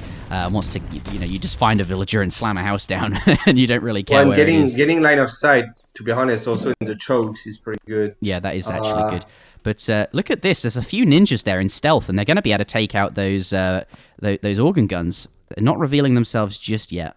Yeah, they could be killing the organ guns, but he's got 10 ninjas, 13 cav archers, and 30 strelets here. So that's, if he keeps those ninjas hidden, this could be really surprising for Cossack, because all these ninjas are about to... come on, get them in stealth. Put them in stealth. They can be seen. And now he's given them away. Oh no! No, half of them in stealth. No, that's so bad here. But each of them take 4 pop space, but there was only 2. So what we see in the graph inflated. So like the Portuguese army is just even if the ninjas can kill the organ guns and get a good surround on Wicked Cossack's army, I think just this mass of guns and Hus just don't care about any of the Russian unit here. He can just dead move everything and win. So I think Risi has to wait and maybe stop making ninjas because he's gonna be next, like very close to his pop cap, and each of them costs 4 pops. So at this point, he might just want to just not make ninjas. Might even want to delete the low HP ones or because they take up 4. That's the trouble. They're so misleading, aren't they? Raid. Yeah, just go for a suicide raid with them or something. Because look, he's at 200 pop, and he really needs to make something more efficient than ninjas now. So Yeah. Like, ninjas represent 4 population, but they definitely don't, like, nah. represent that on the battlefield. They're 200 gold, so that's usually 2 pop space. I'm not sure if it's a bug or if it's intended, but they're very awkward in late game. And like, this could be, instead of 9 ninjas, like 36 pop of stuff, like 36 Cossacks instead of 9 ninjas, you know? Yeah, but you had no food, right? That's the whole point here. But they are in stealth. Of Let's course. see what they can achieve. They do come out of stealth now. I'd like to have seen them go for the organ guns, but I don't know. I think, as you said, these hussars, these dragoons, they don't really care. There's just so much. An Egyptian Mamelukes now coming out for Portuguese as well. That's a really solid shipment. Just so much Portuguese stuff here. I think this Red Army going to get cleaned. Yeah, and you look at the military population of Red now that he lost his ninjas, and it's not scary at all anymore. And he's just gonna get cleaned up really hard here. And he's ahead in eco, but how much is he gonna have to remass now to beat that army? And he sees the Mamelukes, and he's just like, GG, I'm not dealing with... Oh, and they've even got cavalry cuirass on them. 1600 HP on a Mameluke. That's just absolutely filthy. But Wicked Cossack, wow, what a game. Does take the second victory in this series, bringing him up to match point. And we may see him win the next game and therefore take the series. But a close series so far. Risi picking up that first victory, and now Cossack following up with 2 more. But yeah, this is the right time to call the game. You'd lost your army there. God, ninjas, they're just not ideal, are they? But that's kind of what happens when the hunts run out, and you just sort of... Cossack was preparing, weaving in sort of mills, nice and early, although I would have liked him to stay on natural resources a bit longer. There's quite a lot of hunt sort of on his side of the map still, and lots up near his fort, so he could have delayed those mills, but ultimately he's already done his switch sort of slowly and steadily, and now his opponent has to do the switch, and as a result, just can't keep up with the military production and sort of loses there. Any thoughts, Kaiser, before we take a look at the post-game and then the highlights afterwards? Yeah. I feel like Risi just lost every fight. If you look at the military unit population, I kind of want to say, everything you said is relevant, and I totally agree. But at the end of the day, it doesn't even matter because Risi is just losing every fight, right? So if you just lose every fight, you lose the game. And that's what happened to Risi. But I totally agree with your points with the switching and stuff. A bit unfortunate that he got ninjas in the saloon. You can imagine if he got something relevant, actually, like, let's say, Manchus, he could have been a bit more pleased about it. But well, what's indeed a very good game. And I feel like Risi had the potential to really win it at some point. Like when he had the Falconet and the 100 Musketeers, man, that was one hell of a scary timing, and he just kind of blew it up. So yeah, it just got thrown away, right? Yeah, you're right. Those Falconets, if he'd kept them back and if he protected them nicely, God, it would have been so different. Like, he could have done so much lasting damage, and this game could have turned out kind of different. But we'd better head on out into the lobby. Before we do, though, let's take a look at the highlights of this series, and we'll be back in just a moment. He could go and try and siege it, but the Minutemen are going to perhaps dampen that idea. Instead, he's just going to use his units to siege down the stable before we see anything coming out. Let's switch over to units in queue. There are Hussars in queue for Wicked Cossack here, and I imagine he has a shipment on the way, I would expect. Yeah, I believe so. And no, I don't think Risi knows about the water indeed. That's one reason why Wicked Cossack probably didn't pick a deck with schooners and stuff, because then your opponent can't really know you're going water. Look at this juggling villages from TC to TC just to get the optimal number in. I really like that. He's sieging down the houses. He's doing a good job of doing lots of damage, but with all these TCs firing, it's kind of painful, but I think it's fine. He's garrisoning them all, and it's best to be here, right? Because when the military units shipments pop out, you can stop them from, if you deal with them as and when they arrive, that's quite good. Oh my god. Oh my goodness, Suvorov reforms coming in! The Strelets being transformed into Musketeers, and this could be bad news. Oh wow, that's a one hell of a card. And he's got Veteran Musketeer here as well. 94. That's a lot of Musks. He's got 94 Musketeers. like worse. Cannons. Some Oh no! Oh, Oh dear! boy, No! Oh, both the falconets easily sniped there, Oh. and suddenly it was looking so good. All of these muskets were going to have, you know, great composition, but now without those artillery pieces, the cazadors are just going to cause so many issues for these muskets. Whereas Yeah, with those all we cannons, needed this to would do not was be to possible just, to raid. But there is a frigate battle. Yeah, and it's pretty close. Yeah, I can't tell who's in the lead. It looks like sadly Cossack's though- boat will die.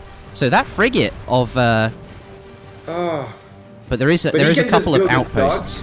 If you can build a dock, and there's an outpost, okay? Because even Oh, the dock I think that's going to is sink the not- frigate. The outpost is in range. Can he get it away? No, frigate does go down. So he needs to Oh, stop but look at wasting this his raid. bullets. Oh, yeah, and that's good because he can't really use his Cossacks in fight since there's mostly dragoons here for Wicked Cossack. So he's just raiding with them and picking up a lot of villagers. And that game is still quite close, right? I mean, the eco is close, the military is rather close, Yeah. and Ports does have like no map control. The outposts if he wants to make that happen. But counter raid coming in. Looks like that's a very ambitious mind to be gathering from. So Yeah. I think he's just gotten back at his opponent now, and the raids have sort of Why? been neutralized because they both got a huge raid. Oh wow. No food, right? That's the whole point here. But they are in stealth. Of Let's course. see what they can achieve. They do come out of stealth now. I'd like to have seen them go for the organ guns. But I don't know. I think, as you said, these hussars, these dragoons, they don't really care. There's just so much. An Egyptian Mamelukes now coming out for Portuguese as well. That's a really solid shipment. Just so much Portuguese stuff here. I think this Red Army going to get cleaned. Yeah, and you look at the military population of Red now that he lost his ninjas, and it's not scary at all anymore. And he's just gonna get cleaned up really hard here. And he's ahead in eco, but how much is he gonna have to remass now to... No food, right? That's the whole point here. But they are in stealth. Of Let's course. see what they can achieve. They do come out of stealth now. I'd like to... All right, ladies and gentlemen, welcome back. This could be our fourth and final game. Cossack currently on 2 points and Risi on 1. So it is match point for Wicked Cossack. But let's take a look at the civilization selection screen. The next match will be on Deccan. Looks like Cossack has selected Russia. He had to pick first and went with Russians. And his opponent picked British in response. Not the usual pick, I think, but Deccan does flip everything up in the air. So certainly makes British a lot more palatable. You get all that extra crates, which gets you up to the next stage faster. You can pretty much get a trading post for free if you want it. All of these things are going to ease it a bit more into dealing with aggression, perhaps, that you'd normally see from Russia. But mind you, Russia could just age up. We discussed this yesterday. They don't have to train any villages. You start with 900 food or something like that. 1, 2, 3, 4, 5, 6, 7, 8. Yeah. 800 food immediately, so he could well just age up straight away because Deccan is just so crazy and ridiculous. I don't think he will do that, but, you know, there are increased defensive options. There are increased offensive options is perhaps the best way to put it. But, yes, the matchup will be British versus Russia on Deccan here. Spawning in the south of the map in the color red, we do have Risi123. It is up to him to win a game here, or he will be eliminated. Well, not eliminated, knocked into the lower brackets, and Cossack will progress through to that final match where he will be able to qualify. That's the next round, the round of 8. But was it? Yes, that's right. But yeah, he looks like the Explorer. Going to head straight to the middle of the map there. Does find 2 yaks immediately. Sometimes we see British going for trading posts on this map just because of so much extra wood, but actually he does want to contest those yaks. And likewise, Wicked Cossack playing as the Russians as well. Doesn't look like he'll be aging up immediately. He definitely has queued some villages as we sort of expected him to. But we'll be contesting the yaks at the same time. So let's keep an eye on that age 1. Let's go to economic units and we can see how many yaks they get. Yeah, and as Brits, you have just so many options on Deccan because you can invest your wood into manors or into a trading post, and also there's a market as well. It looks like here Risi is going for the more aggressive way of playing it, like just getting directly 2 manors, which means he's gonna have the pop space, and he's just not gonna bother getting a TP. the TP is nice, but maybe if you expect Russia to be very aggressive, you want instead just manors and your market just to be set up to start making units in early colonial easily. Then again, Russia can also go for lots of different stuff. Like you can see an 8 villager age up or a 5 villager age up or an 11. You know, there's like, you can do pretty much anything because training vills is so expensive for Russia early on anyway. So they, even if they make 3 more vills, they're not gonna age up. I mean, if you cut 3 vills or if you make them, you're gonna have 800 anyway. You know what I mean? Yeah, Like I know. you will gather up the 270 food just with your 5 vills early on. But here he's going for the 11 age up, and he did get a market and hunting dogs, but no training posts. No, And but he did find his opponent's explorer. I was zooming in on this just to see if looks like Risi is trying to break the snare by doing the trick where you attack at the same time and you snare your opponent so they can't continue snaring you. But is not going to be successful there. But he did find quite a lot of cows, just because look at how many cows he's gotten. 6 cows. He's in a really nice spot, and I really like his choice to go scout with one of them because he knows his opponent's explorer is on the other side of the map. It's not going to be stolen, and that cow can like penetrate the blackness and find some good stuff. So I really like that from him. But yeah, look at that. Cossack is going to be going up on 11 villages, which really isn't very many at all. But and he did, very importantly, he skipped the wood trickle. So because he did not get a TP, and if you age up that early as Russia without a TP, you're not going to be able to have a shipment ready. So he's just going for that forward blockhouse on the side here. Didn't ship on the side and on the open side so that he can't really get walled up because of the TP line. Yeah, he's just going to be super aggressive, right? Just going to be able to ship 2 shipments back to back, potentially 2 unit shipments. At least 1 for sure, because if you go so aggressive, you definitely want to get something out of it. So you're definitely going to be shipping Streelets or Cossacks first and just pressure. Then after that, we'll have to see if Wicked Cossack will decide to maybe go for 700 wood for a stagecoach on the right side, for example, or if he will just keep spamming unit shipments. Yeah, we'll see.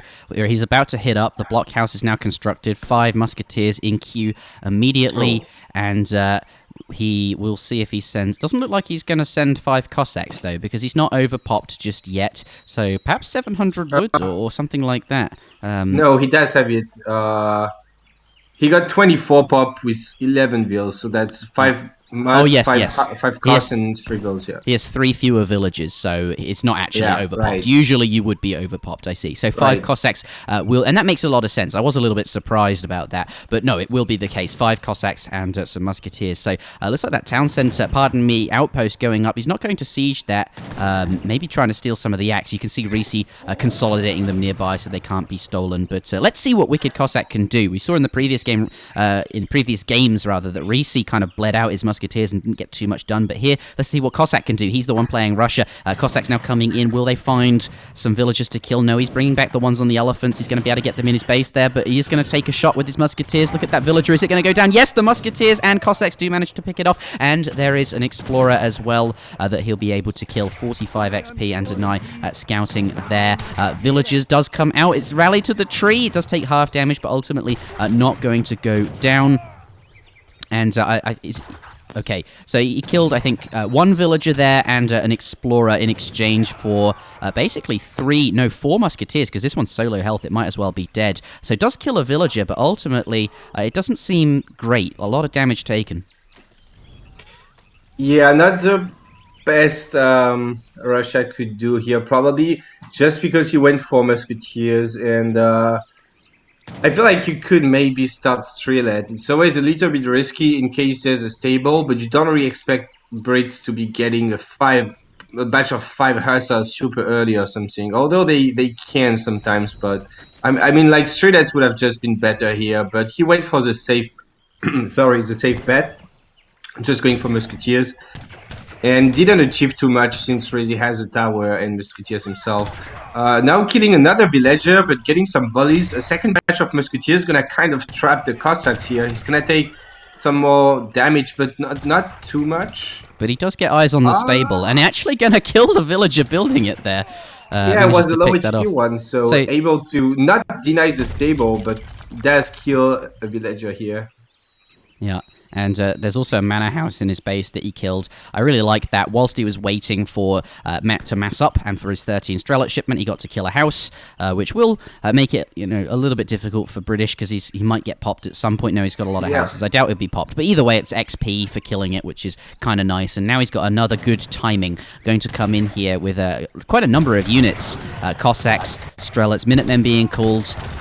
Looks like, though, Cossack not wanting to commit to that. Does pick up a Vil, so it will be worth it, so to speak, having walked in here. But now, going to be forcing Minutemen, forcing Minutemen is very important here. I don't think he didn't decide to commit because there was a Minuteman, but he could win this fight. But just afraid of like something popping because he knows there's a stable and a Rax up, so there could be a lot of stuff popping. Also, could probably see the 700 gold on the floor. So he knows, like, yeah, if I commit now, I might just get crushed by a big batch of 5 Husk, 5 Musk. So he kind of needs more Musketeers before he can think of pushing. I feel like. Yeah, but let's take a look at the economic unit population. So units lost. British has lost 4 Vils. So Russia, has been quite successful in their sort of raids.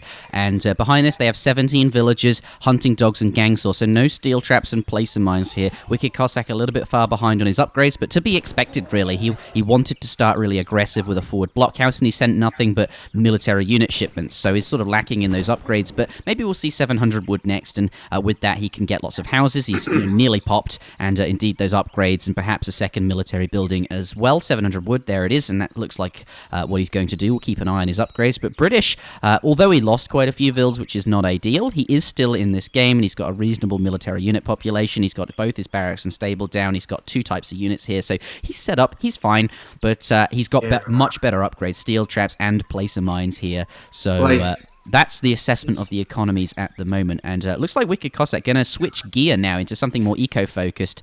He's not getting his upgrades just yet, but he is going to get the trading post and I imagine stagecoach as well.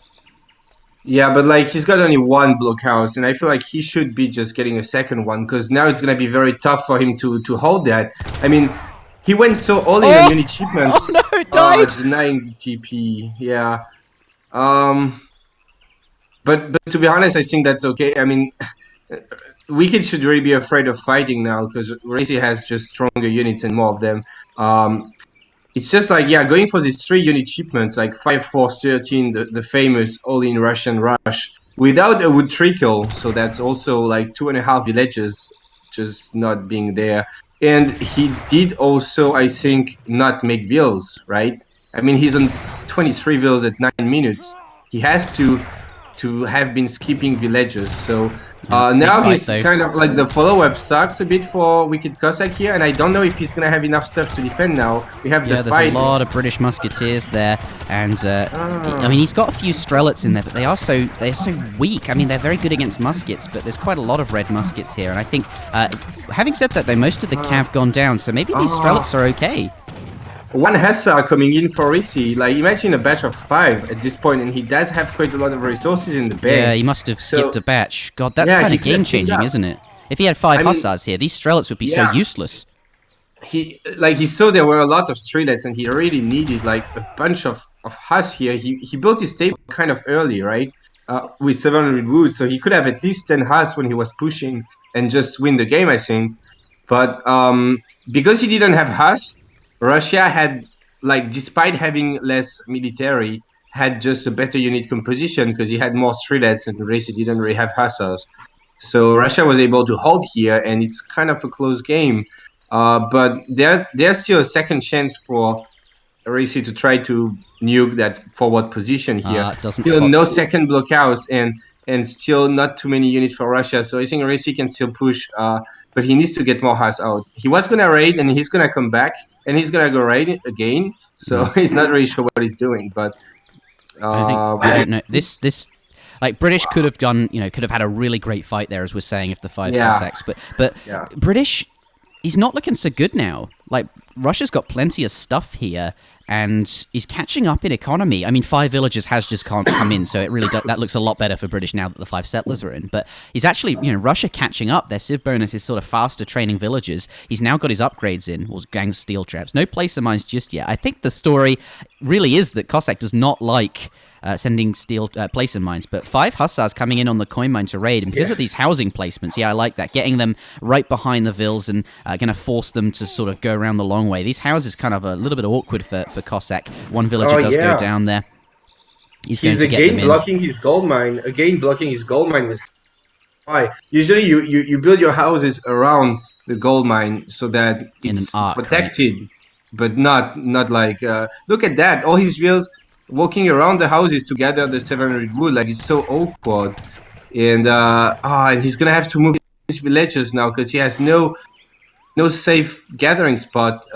Again, like he could have had maybe stagecoach earlier instead of like so many unit shipments. Then from stagecoach he would get so much wood he would be able to build more blockhouses to just secure the map. I love this from Risi as well. Yeah. He noticed the stagecoach. Well, he noticed rather that the trading post was something Cossack was building, and it goes down to deny the final one there. And the stagecoach is in, so it's going to be a while before that's going to. Not. It's not in. I always get confused with the. Oh yeah, it's still the wagon guy. Now it has to be two lines, parallel lines, so yeah. Okay, so it's not too bad then, actually. Second blockhouse, or another blockhouse coming in, and that's probably a reaction to his first one being surrounded by so many musketeers. I don't think he can get back in time to defend it. So not only did those Cossacks kill villagers in his base, deny the trading post, and are now sieging the market and threatening these gold mining villas, it also forced his military away from his initial blockhouse, giving the musketeers enough time to destroy it. And now British in a solid position with musketeer combat coming in, or musketeer attack.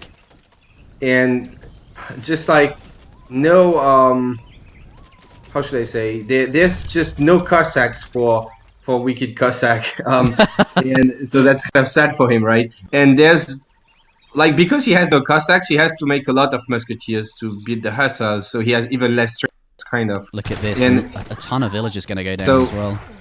Yeah, so he has boyars, but it's not too impactful, while Brits have musketeer attack. Is very ahead in eco. This is he's looking so good, right? Even log flume coming in. Like, let's just assess how good and how far ahead British is at the moment. He's denied that trading post for Wicked Cossack down here. He's even building it himself. The stagecoach is in, and he's gathering from it himself on it. It's so strong. And look, 47 economic unit population to 29. He's just really far ahead. And in terms of military, when you consider that Russian have 1-pop units that aren't actually as strong as a regular 1-pop unit, and they're the same roughly on military population, British is just so far ahead, especially with this grenadier combat here. I think the only oh dear, and this is another big pickup for Risi. Yep. Well, it's not. Risi is microing, so he's not gonna lose a single hussar here. It's like gonna be like totally wrecking these musketeers. So that's just not what Wicked Cossacks needs here. I don't know what he can do at this point to just come back in the game. Like, Risi even has a booming potential still. Like, he's on 140 mana pop, so he can still get even more ahead in eco. And what is Russia gonna do now? Yeah, he's gonna have to. He has no mobility. He's gonna have to go back all the way up here to try to defend, but he can't even really take a fight, I think, just because there's so much crazy stuff here, and that's just really awkward. And cavalry hit points coming in as well. Oh my goodness, this is looking so good for Risi here. The Cav looks like he is going to try and get back here, though. He doesn't want to take this just yet. Minutemen. I guess there's quite a lot of Strelets mixed in, which is kind of awkward for him.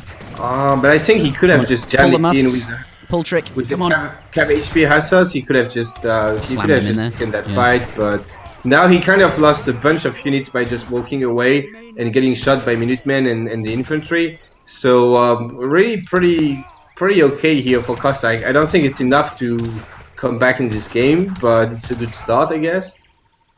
Yeah, at least he's pushing him back, but like, I mean, British still has so much eco. Maybe that's what Rise's thinking. He's just like, I've got tons of villagers. I don't want to take this fight. I'm just going to retreat. I don't want to just waste my units, because the only possible way Russia wins this is by like decisively destroying my army and then like attacking my vills, and I can't gather resources. So like, maybe he's just playing it safe. Although that retreat did cost him a lot. Maybe he obviously didn't want to lose so much. He was probably hoping for a cleaner retreat, but not engaging was by the looks of it a tactical decision from Risi here. And look, even more raids. Risi raiding with quite a number of cav, but and that could be awkward because this fight in his base, I think he'll need the cav at home.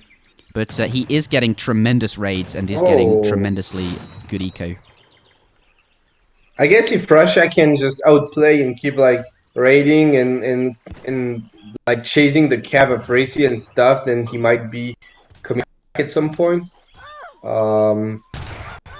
I don't know. Yeah, that game is probably not over. It does look very good for Brits, but he needs to win a fight. You know, like just shut down Russia and win the game. But if you keep just running around and stuff, then at some point Russia is gonna outscale. It might take very long, but Russia can just outscale. Looks like that's a lot of cav. Is he? He can't. She surely can't take. No way. Like Risi can totally clean this up. Like with cav HP, like and these Russian musketeers. He's got a lot of units to the south though, and if they kind of rendezvous together, he should be able to make a sort of reasonable fight. But he's sieging the houses. No, he's coming in. But Team Musketeer hit points as well. This is going to be a great fight for British, and that's exactly why he was preserving his units, because once all these upgrades are in, he's just unstoppable. This fight would be so good for British with both upgrades in and all of these Hussar. Yeah, I think that might be GG. We'll have to see how Wicked can... Oh, actually, the Huss kind of melting there. Yeah, they are kind of melting. And actually, there's still a number of Strelets here. And there's units from back. I'm really surprised at that fight. Blue actually standing his ground. He's got a bunch of stuff here, though. So he doesn't have that many units in the fight as it was showing on the graph. Maybe that's why. But it's still okay. Regardless, Brits still, still double-carded musketeers here, so they are kind of scary. And if he can bring, he's gonna bring the 5 extra Cossacks and now it's surely Cossacks, soaking all of the Strelet attacks. Those musketeers are going to be absolutely fine. Cossack doing a good job of sort of kiting back, but that's awkward. Musketeer raid, back to the fight. Yeah, more must, like, I don't know, it's probably not enough, but it's definitely annoying for Risi here. But if he can just send his army over to the left side and just remass, I think then he can just snowball this into a win now. Like, he might even clean up these musketeers here on the left, so... But, actually, Risi's sort of evened out the... I mean, WickedCossack's evened out the villager population a lot. He's only 15 ahead now. And he does have 2 stagecoaches, rather than just the one of Risi.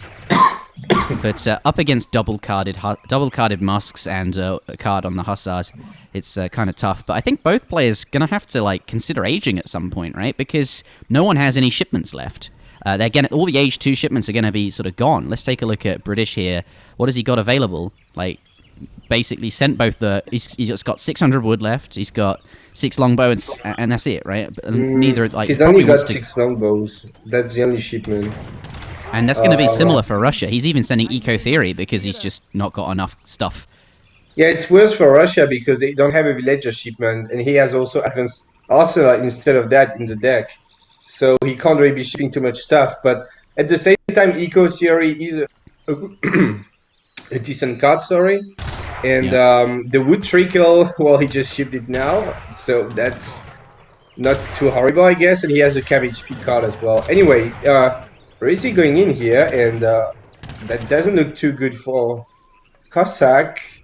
Risi has twice the military, but he's pulling back. And he's not interested in fighting. It seems really unusual, because these musketeers, 172 hit points, 26 attack, compared to the Russia ones that have 18 attack and 120 hit points. Like, the British ones are just, like, leagues and bounds better. But he doesn't want to take that fight yet, which is giving Wicked Cossack, like, just more room to stay in the game. And I think he's macroing to age up here. He's not... let's take a look at units in queue. He's got no units in queue, although 4 blockhouses in the middle of the map here.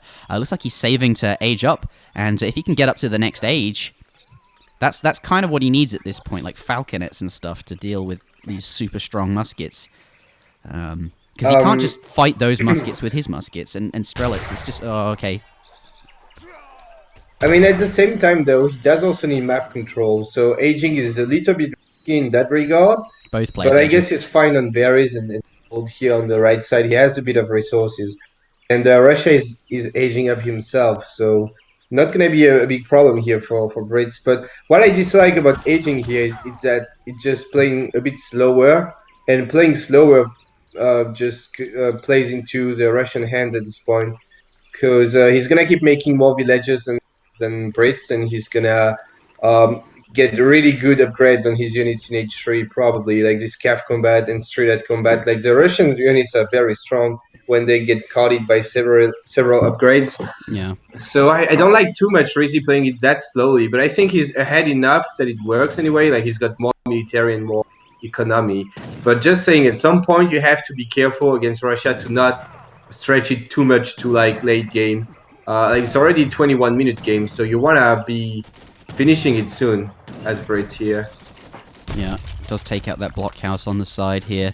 I really like that he's gathering berries. Like, he's just being so careful. He doesn't want to, like, have, you know, random vills on the side of the map. Actually, there's not really a lot of hunt on his side. I guess berries is all he's got access to. But he's keeping the villagers near his army at all times, so it's very hard to raid them. But Russia, big timing here. Lots of veteran Cossacks now makes... Sorry, veteran Musketeers. Yeah. His musks are actually now normal musks. They've got 150 HP and 23 ranged attack. Exactly, yeah. And the muskets have become muskets. Right, but also, like, Russia just aging fast because it's Russia, and Brits just aging slow because it's Brits. Just making it, like, there's kind of a small window here where Wicked has upgraded stuff and Risi doesn't, so I don't think he will do too much damage though. Like Risi is gonna get falconets himself, and then he will be fine most likely. Oh well, big rage.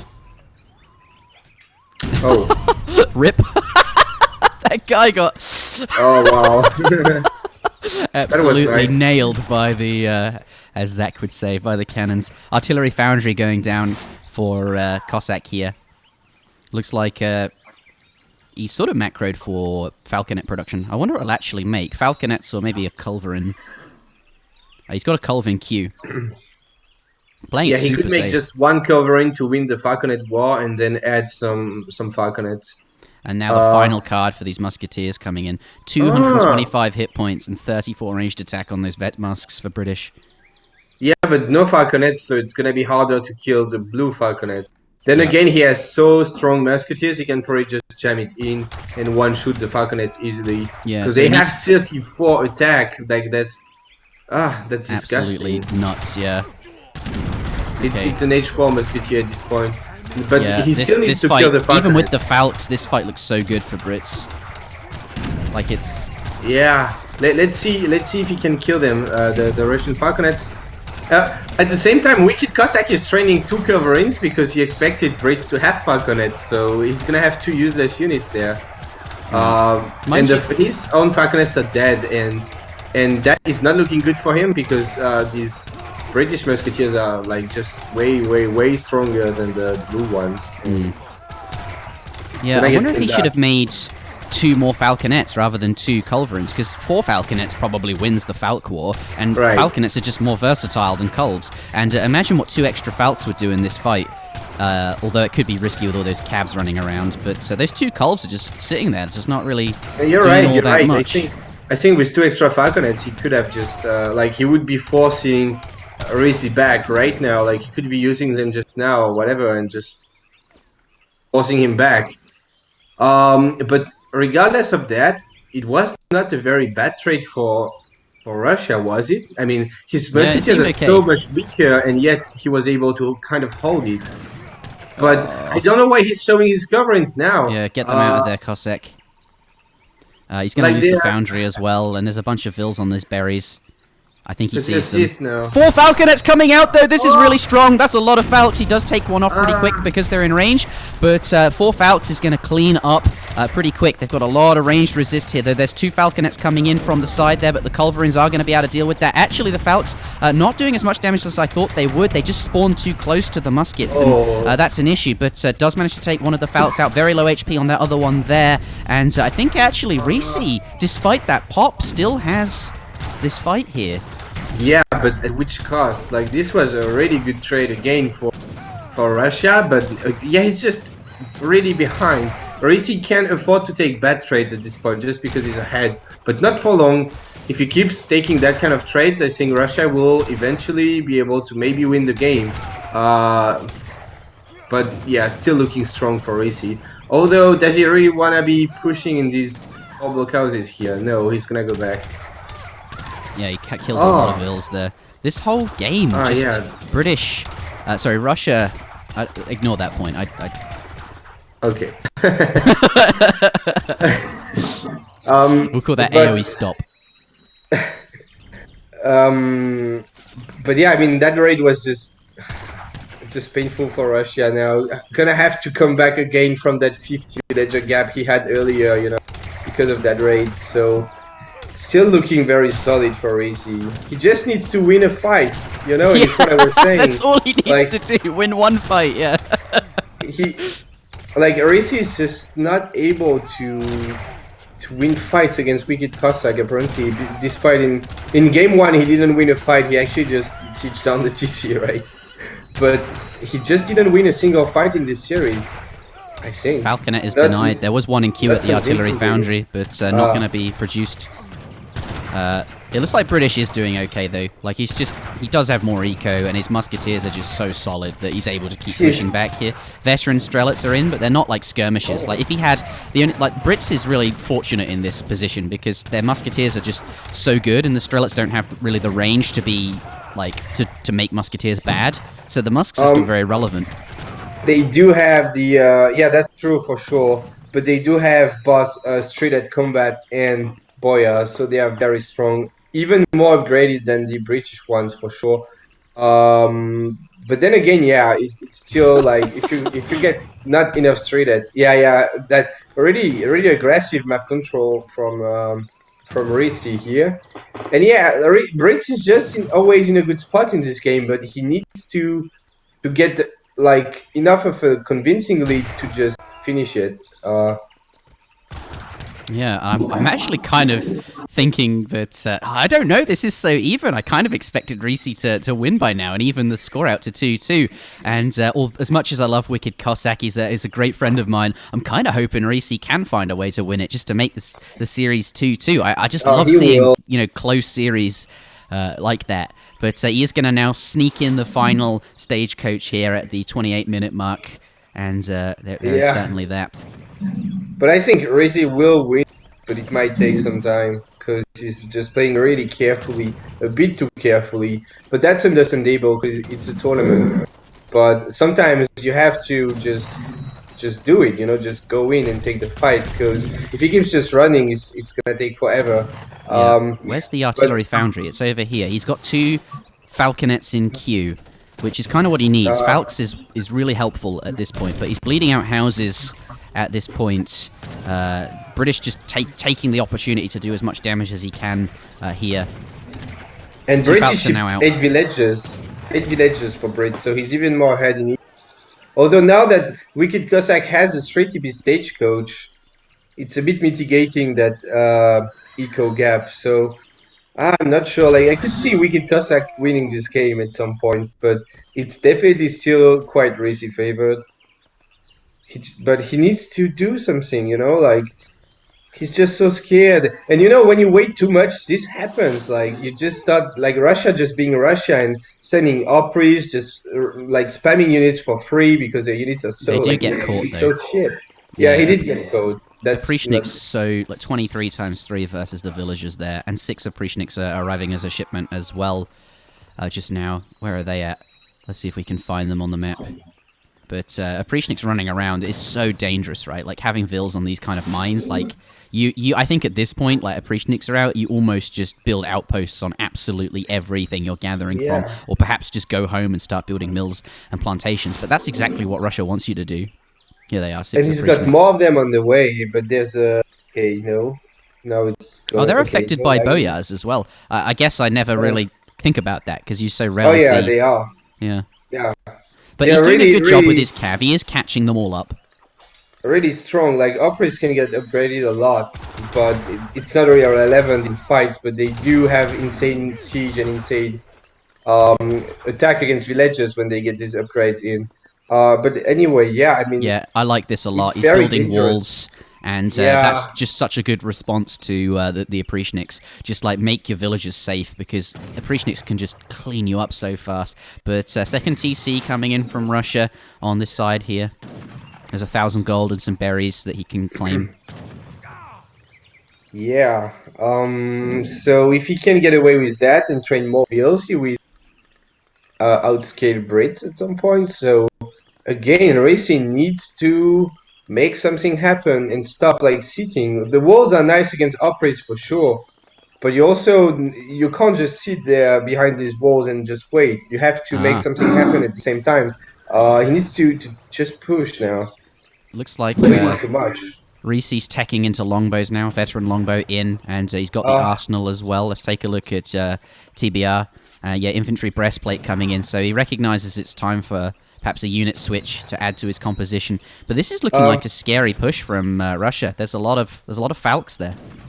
Risi is out of gold, so that's why he's switching to longbows. Now he sneaked a few wheels here, but they're gonna die most likely. So then he has to make longbows because he doesn't have any gold. But like longbows, when WickedCossack has a bunch of falconets, so I don't know. He kind of needed to keep some gold to make some coverings. Is he just gonna? Needed coverings. Like I don't know if he can take that fight. Like 5 falconets is a lot. And plus he has a really bad unit positioning now. Just forgetting some musketeers, sending the longbows alone, and the hussars on the side next to the musketeers, like next to the Russian musketeers. He does pick up 3 falconets though, but still 2 alive. Most of them are dead. Okay, yeah, he gets the Falks down. Maybe he can disengage now from the fight.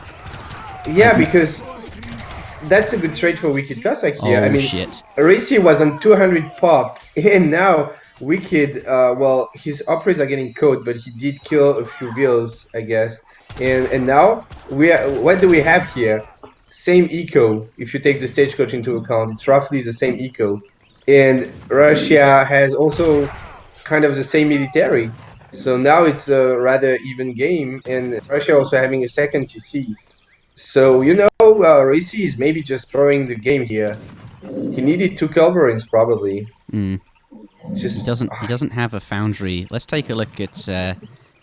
No, it's probably a military unit. It's probably not even a military unit. I can't even see if he has a. There's no way to know on the UI if he has a foundry or not. I guess we just have to look around on the map. You can see it on all units, but there's probably too many units to see it. There's an all units tab. Yeah, all units just shows also. He doesn't have a foundry by the looks of it. Nah. He's out of gold now. It's kind of too late to make artillery, but he needed to anticipate that. He's got some gold, not very much, but yeah, he has that, and it's not very safe. It's just next to the trading post and the stagecoach, so they could just die. I don't know. Wicked is just like he has already 1 plantation. That is going to be an advantage. 2 plantations, but my bad. So while Brits don't have gold, so he's gonna be making only longbows for now. Yeah, but it looks like Brits does have refrigeration and all of the food upgrades for mills. Russia, however, they don't have refrigeration, but they do have eco theory, which is probably just as good because it benefits the plantations. Doesn't have any of those expensive plantation upgrades just yet, but looks like there is a fight coming in here. Switching to longbow pike to handle the cav is kind of when you don't have gold. This game you can tell, like switching to the trash unit to deal with This is a really weird game. I mean, he's got a lot of wood in bank now. I imagine he's probably looking to get a plantation of his own down, and he has got the stagecoach in the back on the other line. Well, hasn't got the stagecoach just yet. There it is. It's just come in now, so he can task those to gold for a bit of gold income as well.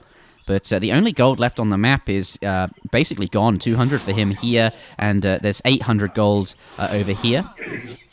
If he can push his opponents back, that 800 gold will be really nice.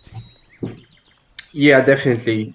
Something I want to talk about is I do like these walls on the right side from Risi, like walling up the chokes. Yeah. But I don't like that he's setting up his eco there. It's not safe. I mean, oh really? I was going to make the opposite position. I was going to say I really like this because there's 3 chokes. It's easier to defend 3 chokes from Oprishnik raids. But I'd like to hear your perspective then. I'm really interested to know why that's not. Yeah. Sorry. I kind of cut you off in the end, but Opries just have roughly 100 siege at this point, so they get an EP wall very easily down. Unless Risi gets Bastion upgrade, but I don't think he will, at least not now. So it's just very risky, because even if 5 Opries would tear through an EP wall in no time and then just go running on the mills. Those Falcons are causing issues for the pikes. Oh, there's a fight going on. You're talking about walls. There's a fight. Yeah, right. But no anti-cav. Oh no, and he's fighting this treasure by mistake. This is really not ideal. But now there's no anti-cavalry, and these Cossacks coming forwards. Those cannons have cleaned up those pikemen, and now we're just starting to see the benefit of having so much gold, having 2 plantations, and of course the stagecoach setup. These falconets just are so impossible to deal with for British, just because, you know, infantry sucks so hard, and that's all he's able to train versus the falconers. Yeah, I think we are witnessing Risi's throwing big times when he was ahead the whole game, but once more he was not able to win a single fight, or at least not to clean up, you know? Like he's doing okay in every fight, but never cleaning up. And at the end of the day, he's just not winning the game. And Russia comes back with Opries, with just Russia being Russia in late game, and you know, it's just looking really good for Russia now. It is. There is a lot of range on the longbows, though. They don't have Yeoman. Oh, there it is coming in. Oh, they do now. Maybe he can snipe the Falks with the Yeoman, because now the longbows have 26 range and the Falks have 26 range, so it's the same. And yeah, he can do that. And but if he's like going to 360 like this, start limbering up, and yeah, he's doing a bunch of 360s. He's actually going to clean up all of the Falks. Cossacks, oh my goodness! There are a lot of Cossacks. But he's got dragoons. Look at it. Ideal. There's dragoons in the back. Yeah.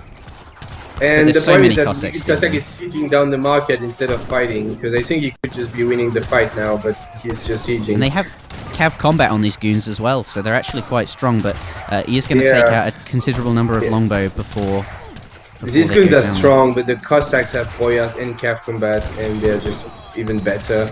But, you know, like, I think Russia got this if he doesn't go back, because his treadettes are so strong.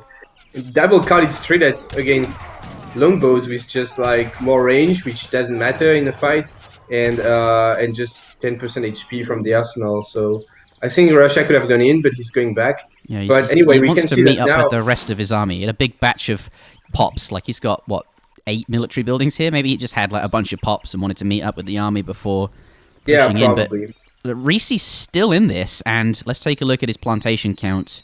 It just has the one plantation currently. They're so expensive, those buildings. But now, like, for one of the first times in the game, I think Russia is ahead in military since a very long time. Like, he wasn't able to do that. Although now Risi is remassing. I guess it's a pretty good game, yeah. This is such a great game. This is exceptional. Yeah, it's a very good game. But it feels like Russia just will win eventually. I mean, having experienced that myself, it can be really frustrating, but Russia is just super strong later on. Petards in queue for Wicked Cossack. He's got a couple of petards out here, just the 2 of them. And Risi is going to age, so it's a good timing to do that. I really like that. What's he got in? He's almost got a shipment available as well, Risi. Let's take a look. 2 rockets, infinite. And this is like one of the few times in the game where I think 2 infinite rockets. Actually, I still think 3 rockets is better. because of the 2 factories he'll have to send. Like the point at which the 2 infinite rockets becomes good is like probably it's just too late in the game, right? Like 3 rockets. Yeah, is probably yeah, better. kind of, yeah. It's like in this kind of game, it might be good to have the infinite ones if it keeps going and going and going, you know. But in like the vast majority of games, if you get to ship rockets, which is already not something that you do every game at all, you probably won't be shipping them again. So, He's well, getting yeah. the native village here for 5% all action damages to cavalry and infantry. He can increase his... And he's got the other ones are irrelevant. Let's take a look at the fight. Got pikes back on the board, so not too concerned about those Cossacks. But Strelitz, if he kites properly, those pikes could have a hard time. But these Cossacks are so good, and the pikes are just not good. And there's so many straight ads. I think this is Russia's fight. I think Wicked Cossack is gonna make it happen here. I don't. Although it's kind of close, I guess. Team cavalry scouts coming in, so the Cossacks get 10% more late. HP. Just a bit late. And he's stacking counter-infantry riflings already for 4 pikemen and just to snap them down with strelets. Like, imagine how bad a pikeman is at this point against a strelet. Yeah, now the strelets do 13 times 3 versus the pikes. That's really... Okay, but this... And now he hits industrial. So Risi, I think this fight is okay for him, just because, well, he'll have his rockets soon. It's buying time for his H4, but is he going to be able to deal with this massive streelets and like from streelets? I don't know. We will see. Yeah, and he's pulling back in kind of an awkward way here. Where does he pop Where does he pop the rockets? There's some good spots behind the TC there to keep them safe. Yeah, probably. He needs the rockets. They'll be hit any second now. And as soon as they arrive, the thing is that there's a lot of Cossacks there, and those rockets could be really vulnerable. Come on, rockets. Where are they? Rockets! Spawn! The really good thing for Risi is that he does Factory! And he could be shipping it in this tower here, where he, by the way, had waiting for him. Oh, goodness. Ouchie. So, yeah. That was his age-up bonus from the Tycoon. Yeah. Not using that just yet. But he's still alive, and maybe it's okay. Maybe Factory is actually... Oh, but that's a big reinforcing batch of Cossacks. So many Cossacks. And just click on them, just see how many upgrades they're stacking, like 5 upgrades. Yeah, Cavalry Cuirass, Cav Combat, Boyars, Veteran Cossack, and Team Cavalry Scouts. Like, they are more than Guard Cossacks at this point, better than H4 Cossacks, so... And these pikemen are just like so awkward at this point. They are. So we'll see, but I guess rockets are gonna be nice, but he needs to really deal with the Cossack mass. Maybe now that he's got a factory out, the coin income won't be such an issue, and he'll be able to mass up Dragoons, which is the real counter to the Cossacks. He's actually taking up the wood upgrade in the factory, so I guess he's gonna be going on wood. Okay, on wood. But I think he has, well, probably enough. He did gather that 1k gold, so that's a good start. Yeah. I like the walls here, like getting up ready. You don't want stuff walking into your base, but I would officially declare this the late game, or in fact, not the super late game, but like players now going up to the industrial age. People maxed out on 99 vils. We've got all the upgrades. We've got bookkeeping and all of these things. But something I'd like to see Risi do is tech back into the musks somehow, because he's got all of the upgrades, but he's not able to train any musks. But I guess the Strelets are just so good against them. Maybe something like... That is also something I forgot about, but he just kind of wasted like all the early upgrades. How do you feel about what? Like going Musketeer rocket like that? Maybe use the factories to generate rockets, and you can use your Musketeers to sort of defend them. That seems like quite a good composition. Yeah, for sure. With a couple coverings, probably, because I think Wicked Cossack will be making coverings himself. But yeah, that is a good composition. I feel like he's maybe not feeling comfortable enough with his gold income to do that. He might need to make at least 1 more or 2 more plantations. But he's not doing that, so I guess he's just going to keep going local pike. And 10 villagers coming to build it. Oh. Wow, this game is absolutely insane. But Wicked Cossack now up to the industrial age. He ages with the 2 falconets, I think. I think he aged up with the engineer. Either 2 falconets or 7 opries usually, but yeah, that's 2 falconets there. So Yeah, and this doesn't look good. He's gonna have to get back, right? Like 2 falcons is. I don't know.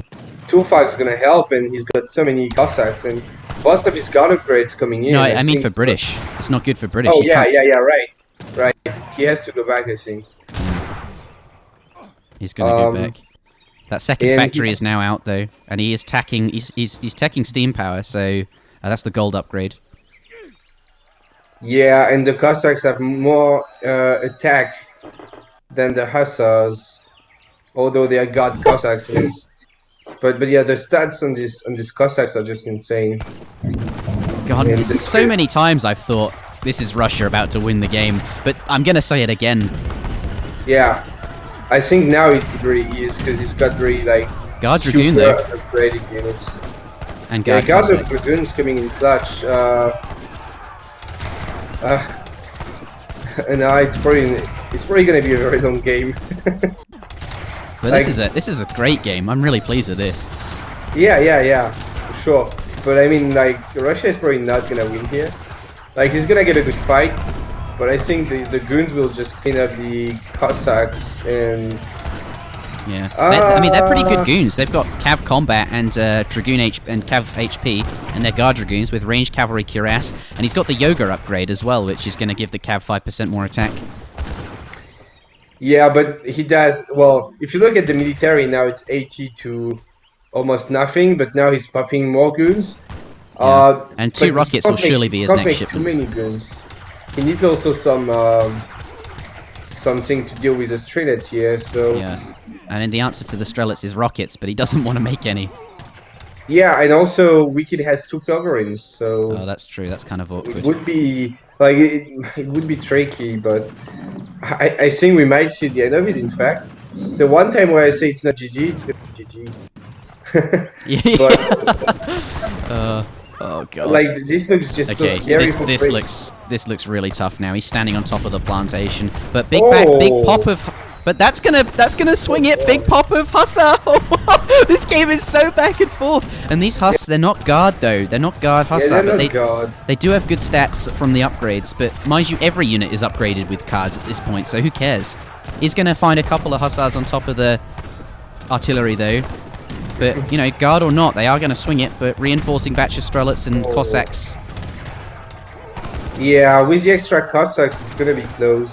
We're going to see 2 rockets appear any moment now from the British player. But Industrial Revolution coming in for Russia. They're going to get their factory down. And another big batch of... Hey, we might just see the Infinite Rockets card being good here. Yeah, If it keeps Infinite going Rockets like that. actually...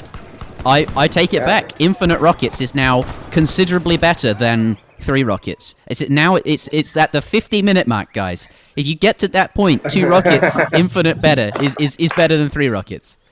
Right. Well, even now it's still worse because he has 1 less rocket. But Oh, that's soon, true. So he needs to send it again. Then it's yeah. better. Right. So we figured it out. It's probably like the 55-minute mark. That's when it's good. Yeah. How do you feel about, at this point, getting the Sufi? They've got a villager build limit change, and you can get 15 fattened goats from the pilgrimage upgrade.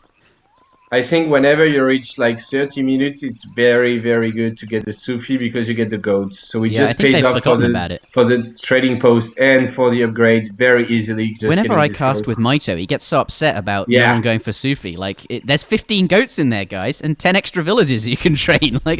And also, there's basically eco theory for 200 wood and 200 gold. That's a really strong. But that one is risky, right? Let me check. Oh yeah, it reduces your vill HP. That's right. It reduces by a lot. So instead of having 200 HP on your vills, you end up having like 130. And maybe against Russia, you don't want to do that because of upgrades. But the 2 other upgrades are good for sure. What a game, man. This is nuts. And this is not looking good now for Russia because look at these two mills. They're so far forward, and the British is kind of on top of him.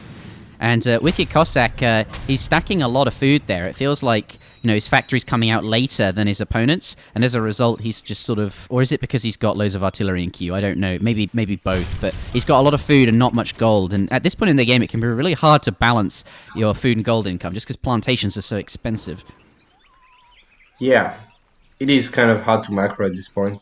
But I hope Wicked would maybe run a bit more. Oh no! Look at the two rockets. The two rockets. Oh dear. Oh god. No.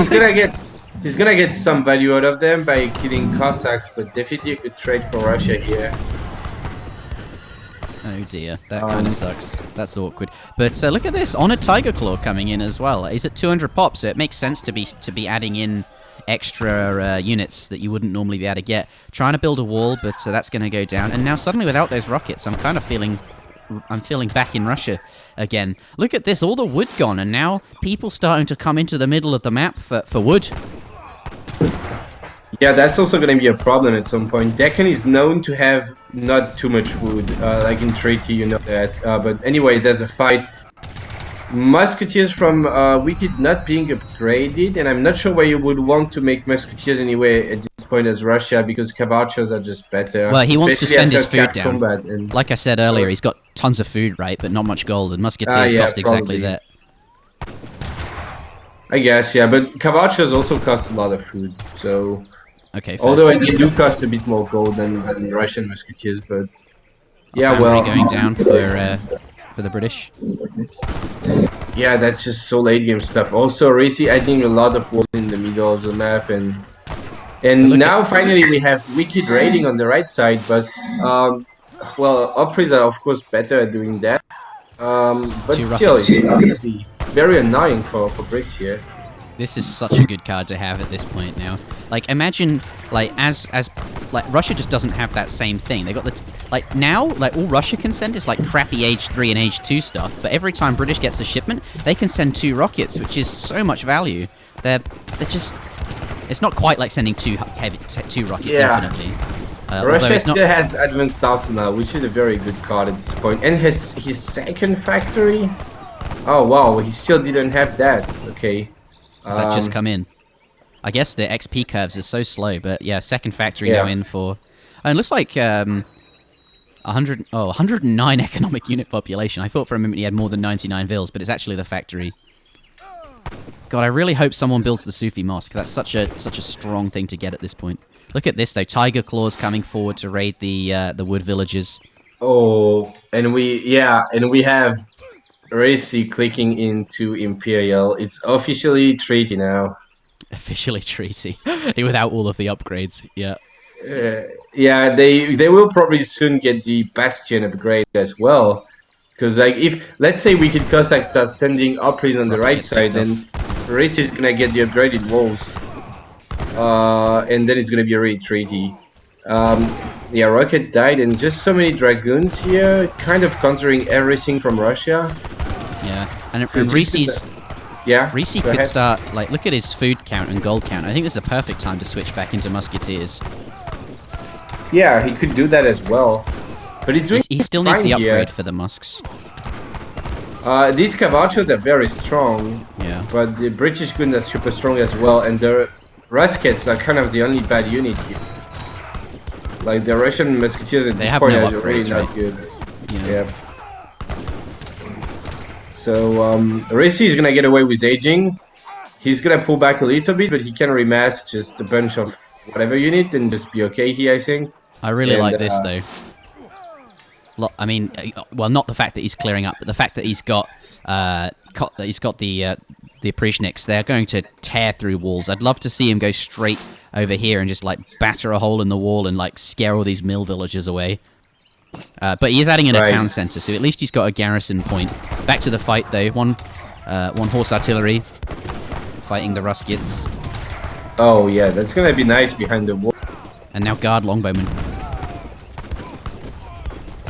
And up to Imperial, so as soon as we start seeing the... I mean, Cossack has to go all out here. Cossack just cannot afford to let off the pressure, because the second he lets off the pressure, British will get those Imperial upgrades, and then it's just GG. You cannot compete with an upgrade that gives you 50% attack and hit points, so Like, WickedCossack has to do everything in his power now to stop that from happening. But look at this, Oprishnik's running him ragged in his base, and we see more Oprishniks coming up the side here. So this is really nice for Russia. That's exactly what he needs to do to stop British from, keep him occupied and keep the fight, keep the pressure up. And in fact, the Imperial Age might well be a bad thing for him, because he spent all those resources not on military. Mind you, it was at 200 pop, so I guess that's not true. But I think Risi did overall a decent job at catching the upper east, so he's gonna be okay. However, he does forget about his dragoons here, which is a little bit painful. But look at this mass from Risi. Now he's gonna probably just win it, right? I mean, like, he's got so much more than Russia, and he's H5, and all he needs to do now is get Imperial dragoons and just like go and just fight. I hope he's not gonna be getting the capital upgrades first. They are really nice upgrades for your gathering, but you need first to get at least one Imperial unit, I think. And if he can get Imperial goons, he's gonna be in a very solid spot. Yeah, let's put on text being researched. No Imperial upgrades coming in just yet, but WickedCossack is researching the Imperial Age. So WickedCossack gonna follow him up, and maybe that's what he needs. Yeah, there's gonna be a window for Risi to do damage, though. He's got 2 rockets and Imperial goons on the way, and there's not gonna be too much for Russia to defend that. He's not really. I think he's massing because he's close to 200 pop, but he has only 60 units on the field, so there's gonna be something. Blue has remembered the Sufi Mosque. Oh yeah. But he won't be able to build it. Look, the rockets and the goons coming forward. God, rockets are so good at this point. This is like the first game in history where 2 rockets is, where I've seen 2 rockets being better than 3 rockets. Yeah. Wow. Okay. Okay. I guess they. Fair enough. Yeah, fair enough. Such a long game, yeah. Up to Cossack, I guess. If it's quick. Yes. Okay. Yeah, but I mean, I could understand someone needing to go into the toilets or whatever after 1 hour of playing. Yeah, it's 55 minutes in. Does this happen in treaty games, or do the treaty weirdos like have bottles and stuff to pee in? I don't know. Well, I guess, yeah, when you play a treaty game, you get kind of ready for it. You know it's going to be long, but when you just green up into a sub game, maybe you're just not, like, that's fair. So ready. That's fair. But that's a really, really close game. Yeah, this is and insane, right? Did you remember earlier on when I said Risi needs to use his advantage now to finish it, because if you keep waiting, Russia is, I mean, it's just going to stretch late game and Russia is going to catch up. And now we have this, right? I feel like Risi could have won 40 minutes ago. And now he might still win, but it's just much closer than before. Yeah. Yeah, this is great. Oh wow! Let's show the Civ selection screen briefly as well, because I want to look at the Civs that they've had access to. So Risi still has Russia to play with, which is, if he wins this game, he could play his next game as Russia on High Plains if he wanted to, and it's clearly a Civ that he likes playing and enjoys playing. But having said that, Cossack also still has India available, which is his by far strongest civilization. So there is that. I'm really interested to see what will happen on High Plains. Of course, British has to win this to even it out to 2-2, but they're still pretty open, I think, and I'd be very interested to see how that goes. But this looks like Risi is taking a bit of a break, go to the toilet, that kind of thing. Maybe I should have done that. My goodness, how are you holding up? Yeah, I could have gone as well during the break, to be honest, but I just felt like I would keep on casting, and then, yeah, well, let's just hope the game is done. Not, like, I hope I don't need to wait another hour. I might have to take a break. Yeah, I don't think it will take another hour, right? Like, I wonder what the longest supremacy game in that has ever been is. That's interesting. I've played myself. The longest I've played in SUP was a 1 hour and 15 long game, and that was actually against Azam, and it's uploaded on my YouTube channel. It was a crazy game. Oh wow! Okay, maybe we can link that in the chat. I'd like so I want to watch that later on. Yeah, sure, I can send it to you. It's alright. I imagine someone in the office can find it if they just search Kaiser. Oh, okay, yeah. But my point was that I've never seen myself longer than that game I played in SUP. I never seen more than 1 hour 1v1, 15. right? Yeah, of course, in team I've seen it few times already, but Yeah. in 1v1 I never seen more than 1 hour 15, and we'll see if this game This can is break awkward. that. There's a couple. That This is personal record. he's pushing in with Imperial Dragoons, and Cossacks only just now hitting the. Okay, heavy cannon. He aged up with 12 musks and a heavy cannon. Oh, that's really clever. Yeah. I really like that. Usually you go with 2 gold just to make the upgrades much easier to get, but in this particular game, he really needs that extra like batch of units just to hold. So actually, that's really clever. Aging up with the. I've never really thought of it as a good politician, but aging up with the general rather than the El Presidente. Yeah. But It's nice Imperial Dragoons are but very, very strong against artillery and rip heavy cannon. Yeah, well, okay, so Risi is raiding on the left and on the right a little bit. He killed the first. And the good thing about the 2k gold is that you need a lot of gold when you're H5 to get your capital upgrades and your Imperial upgrades on your units. So I think the 2k gold is better, but here it can help holding for sure. And he kind of needed it, so yeah, I think it was good. Now though... I think he's getting Imperial Tartar Loyalist in, but he doesn't really have any Imperial Tartar Loyalists to upgrade.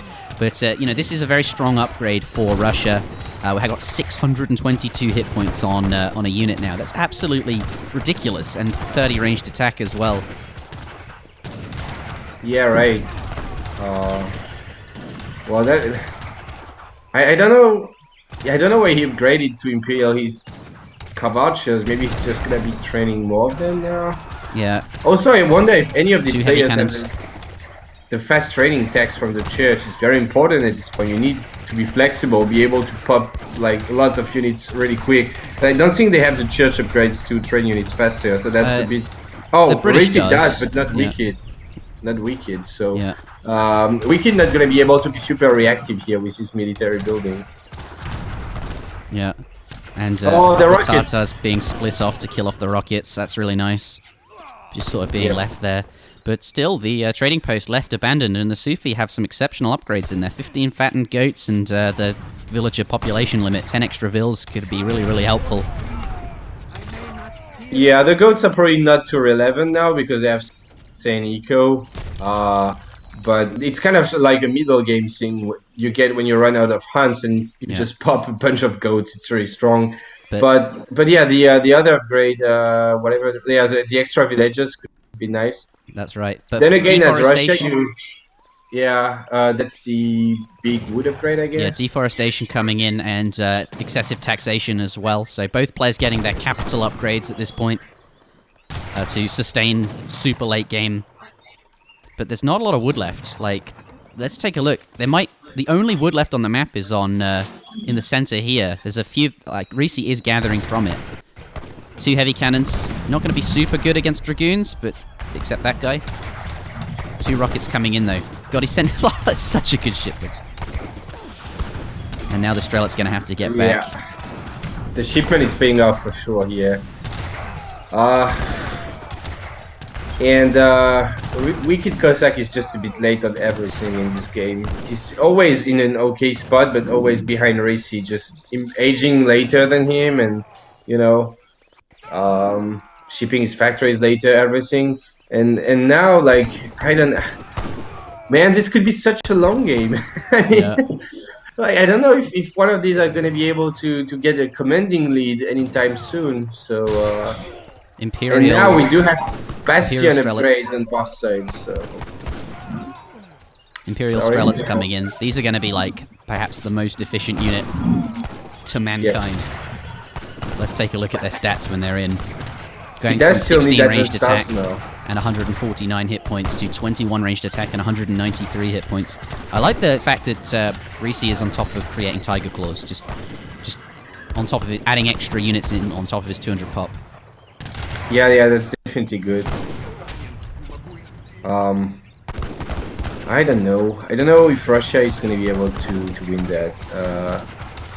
He's just always on the back foot here, but always holding at the same time.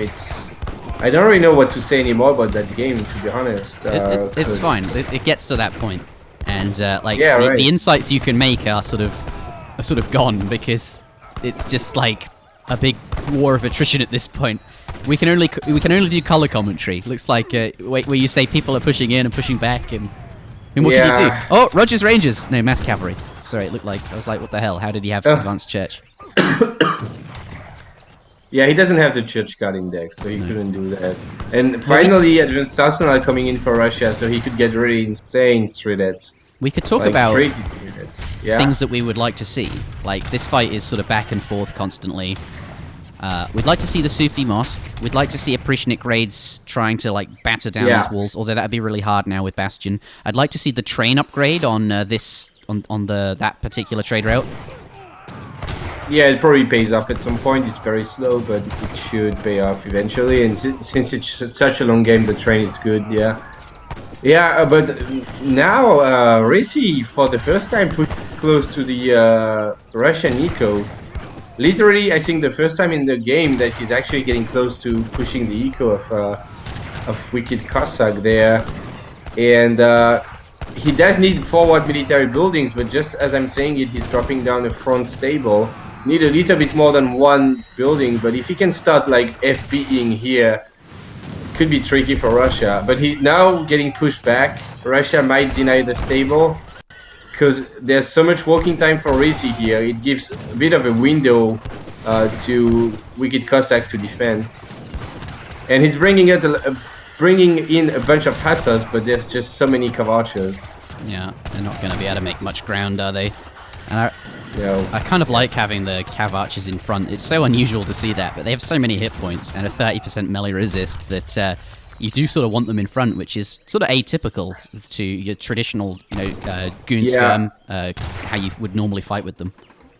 It depends, like, on how many hussars there's on the outside, but when there's so many, yeah, you definitely want them to be shielding your ranged infantry. When there's fewer hussars, then you can just have them in the back, I guess, but here, yeah, doing a good job. Like, these Kavachas are super strong. It's actually a good unit, even if Flintlock coming in, really like so WickedCossack finally gotten Advanced Arsenal at 60 minutes. Flintlock going to give Strelets 15% extra attack. And paper cartridges coming in as well. The Strelets getting even more efficient. Yeah, they're gonna be really insane. I don't know, man. It's you're so used to be able to say stuff. You've just ran out of things to say. Yeah, I mean, they're just fighting constantly. You know, it's like tricky a bit. Yeah, it is kind of coming down to the war of attrition, and actually, WickedCossack is winning there. Gold. Yeah, he's out of coins, so it's going to be so hard to keep making units. In fact, he's out of wood as well, so like it's not even like he can make longbows to deal with the Cav Archers. Wow. He kind of needs to make musketeers now, but he doesn't have the upgrades for them, I think. Not the Imperial one, at least. Doesn't have Imperial. Like, I'd really like to have seen musketeers a lot more. It seems like they're quite good against Russia. Yeah, but really, these traders now would really tear through musketeers with counter-infantry rifling. But he kind of has to make them just because he doesn't have...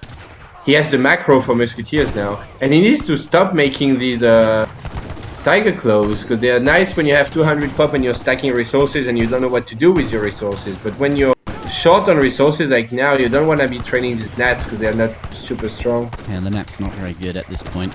And looks like the Sufi Mosque is now done as well, actually, finally, for Cossack. And it is going to research fasting, so it's going to have even stronger villies at this point. Going to have much faster gather rate. And he's also getting Sufi discipline training as well. Look at the shipment sent. It's really like treaty. Like, you see the infinite shipment being spammed over and over again. I don't know when was the last time I saw that. Supremacy. And Risi now out of food as well. And I think that's going to be... the war of attrition has happened. Yeah. And he's making so many hussars now, but I don't know why. There's mainly Kavachers. And he really doesn't want to be, like, wasting his gold in food at this point because he's so low on resources. So please just stop making hussars, Risi, or you lose this game now. What would you make here? Yeah, just longbows, musketeers, anything that counters these stuff. Yeah, the Kavachas. The thing is, like AoE 3 players, when you get to this super late game, they just don't have as much experience because we're so used to those timing and like really precise gameplay, like in the early game, right? When you get here, like I think this is where like a treaty player, so like Conqueror, would be very strong. Like he would just be able to react so nicely. He'd be raiding constantly on all different sides. He'd have all sorts of like he'd be doing everything you could expect and everything you'd want to see. He'd be doing it.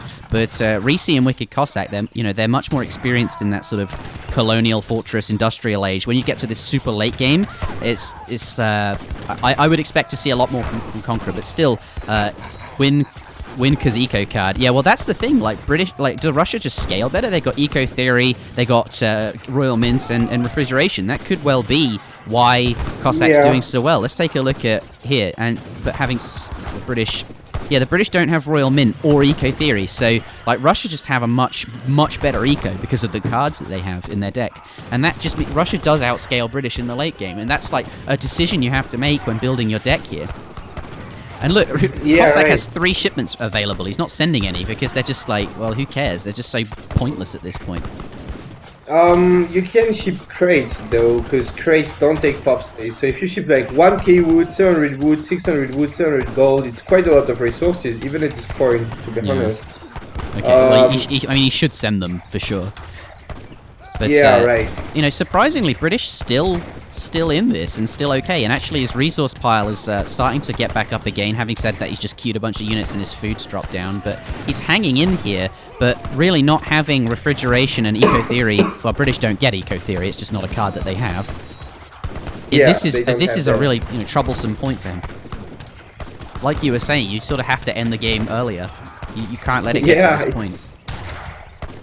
Oh man, it's insane. 2 more rockets coming in for Risi. That shipment, like even upgrading to Imperial because it's just like shipping so many rockets. That it's actually worth upgrading them. I don't know when was the last time I saw Imperial rockets either. But like, man, I think Risi is gonna lose it eventually. Like he's not very close to 200 pop now, and he doesn't have much in the bank. And like Wicked is just winning ground slowly but surely, and he did set up some side stables here, so he can just start spamming upres anytime. Let's take a look at units in queue. No Appreciates just yet. 2 cavalry archers in. Well, he's and look, I think British. he can just fine pushing with his main army because he's winning the fight. But if he starts losing and getting pushed back, he might just be switching to upres on the side. But there's a decent raid here for Risi. These mills are not in the best spot. Like there's still space for mills behind the walls. I think he should just rebuild the mills behind the walls. Yeah, and they have fasting those villages, so they're actually quite weak. At this point, though, just look at that. I mean, this way, like Risi has less military in the fight because of that, and he's killing bills, so Russia can make more. But yeah, that's a GG. And Risi, he does have a lot of resources left now, but that's just because he hasn't trained units for a couple of moments. But WickedCossack does pick up the series 3-0. What a long game. What a brilliant game. I've never seen a game go on for... Actually, I have. It was a Kinesi game. But a land map. Oh, wow. 3... Yeah. I don't know what... Yeah, I think... Yeah, but it was not this. That's exactly it, Cossack. But hot damn. What a series. I was kind of... I mean, more power to WickedCossack, and I'm really pleased that he won a bit. But I would like to have seen the equalizer and then the final game. Yes.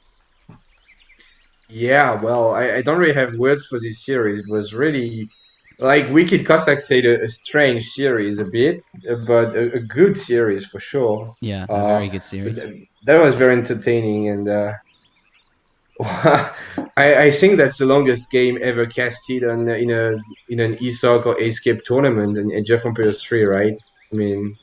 I don't think we've seen 1 hour 8 before. I think we've seen some Indochina games go on quite long between like Kinesi and Azamp, but a land map. Maybe. Oh, that was really fun. I've seen like an Azamp Bonen game go on for 2 hours game time, which is but I meant like in a tournament. You know, in a like tournament. Yeah, that's something fair. Casted like. But look how many rockets he sent. Have you ever casted yourself something that long? No. No, I haven't. Not either. In a tournament. That was when you signed up when you volunteered to cast with me, maybe you didn't expect this to happen, but I think it was worth it. That was absolutely brilliant.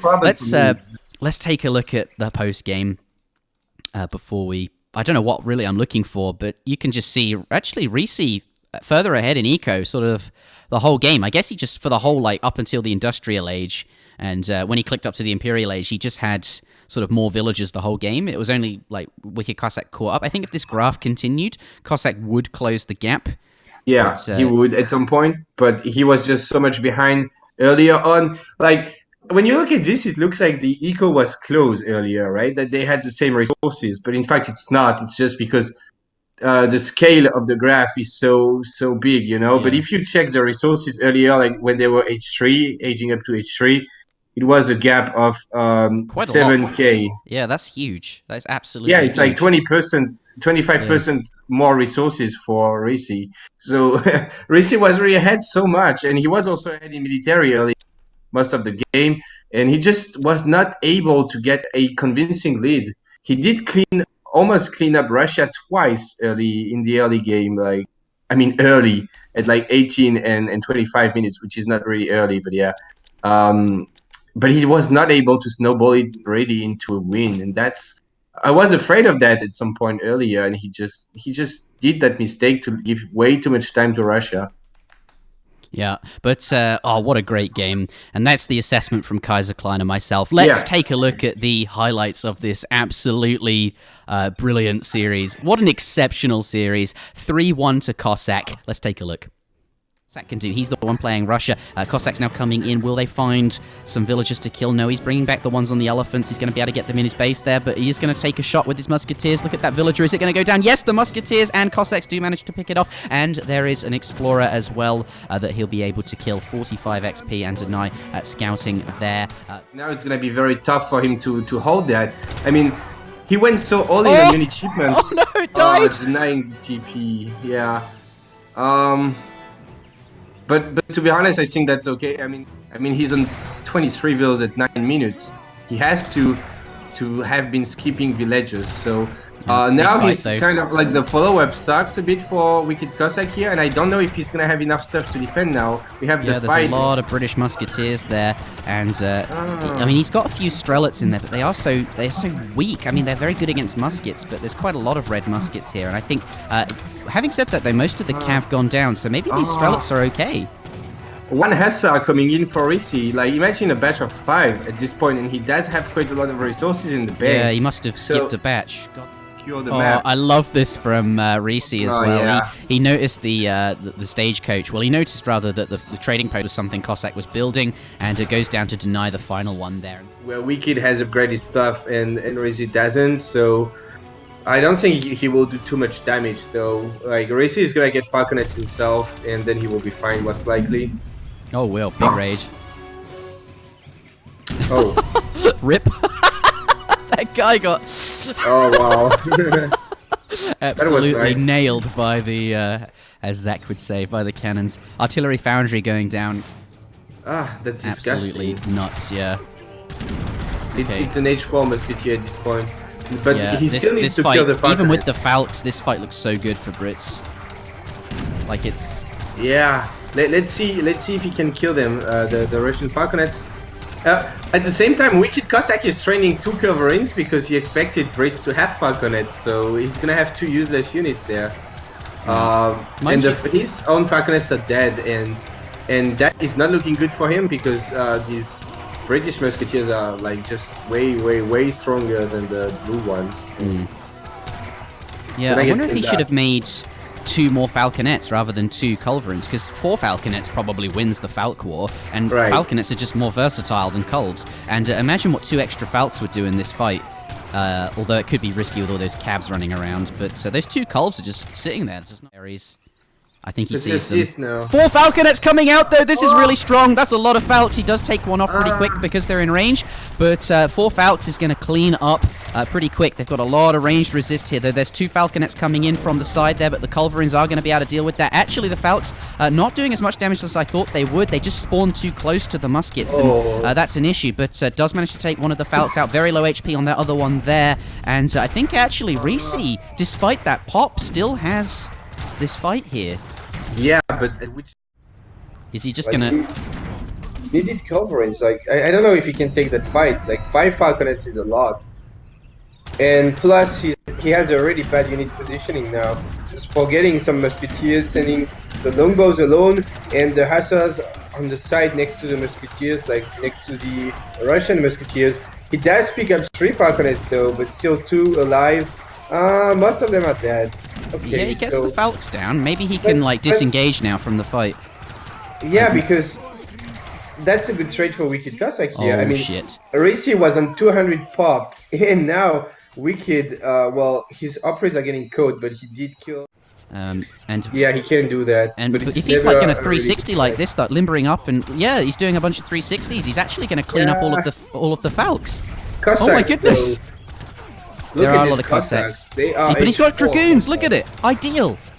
There's dragoons in the back. Yeah. And there's the so point many is that Cossacks Wicked Cossack getting is sieging down the market instead of fighting, because I think he could just be winning the fight now, but he's just sieging. And they have cav combat on these goons as well, so they're actually quite strong. But he is going to Yeah. take out a considerable number of longbow before These they goons go are down. strong, but the Cossacks have boyas and cav combat, and they're just even better. But you know, like I think Russia got this if he doesn't go back, because his treadettes are so strong. Double carded treadettes against longbows with just like more range, which doesn't matter in a fight, and just 10% HP from the arsenal. So I think the really good thing for Risi is that he does Factory. have factory, and he could be shipping it in this tower here, where he, by the way, had okay waiting for Oh him. goodness! So, Ouchie! yeah, That was his age up bonus from the Tycoon.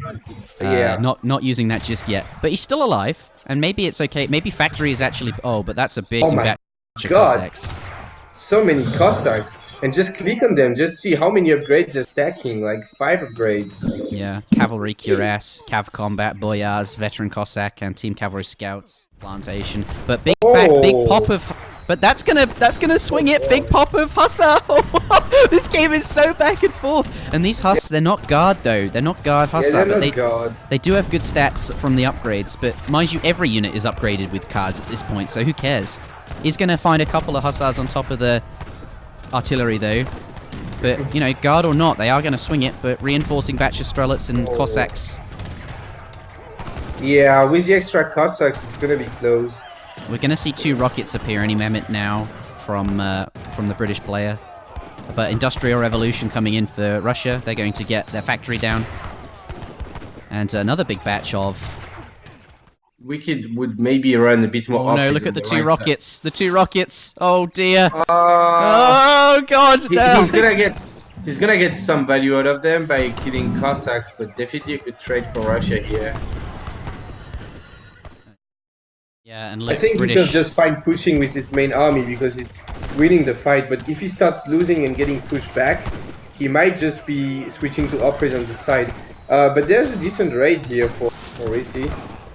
These vills are not in the best spot, like there's still space for mills behind the walls, I think. He should just rebuild the mills behind the walls. Yeah, and they have fasting, those villages, so they're actually quite weak. At this point though, just look at that. I mean, this...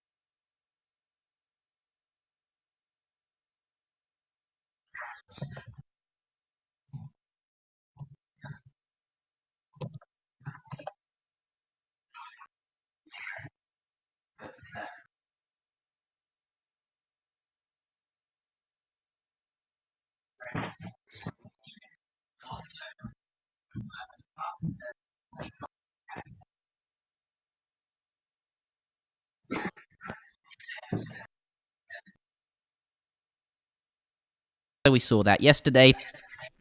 And it'd be really interesting to see who goes down, because it's still, you know, it's not that far, right? Like, if Maito is drops down, or like this match here, this could either be, I'm not sure, yeah, I think it's this one. This will either be well, either way, they'll drop to the lower bracket, but there's not that many games left, right? You can still qualify quite quickly, even if you sort of go down. You don't have to fight your way through too many people. But even this lower bracket, the matches are really, really starting to shape up. I'm very looking forward to seeing some of these matches play out, and then to see who goes up against these players that got knocked down. But let's take a look. We've got Diroga versus Azamp still to come. That will actually be on Friday at 16 GMT. We'll be casting that before our best of 9 show match for the No Walls mod in Age of Empires 2. So we'll see that first. Azamp versus Diroga.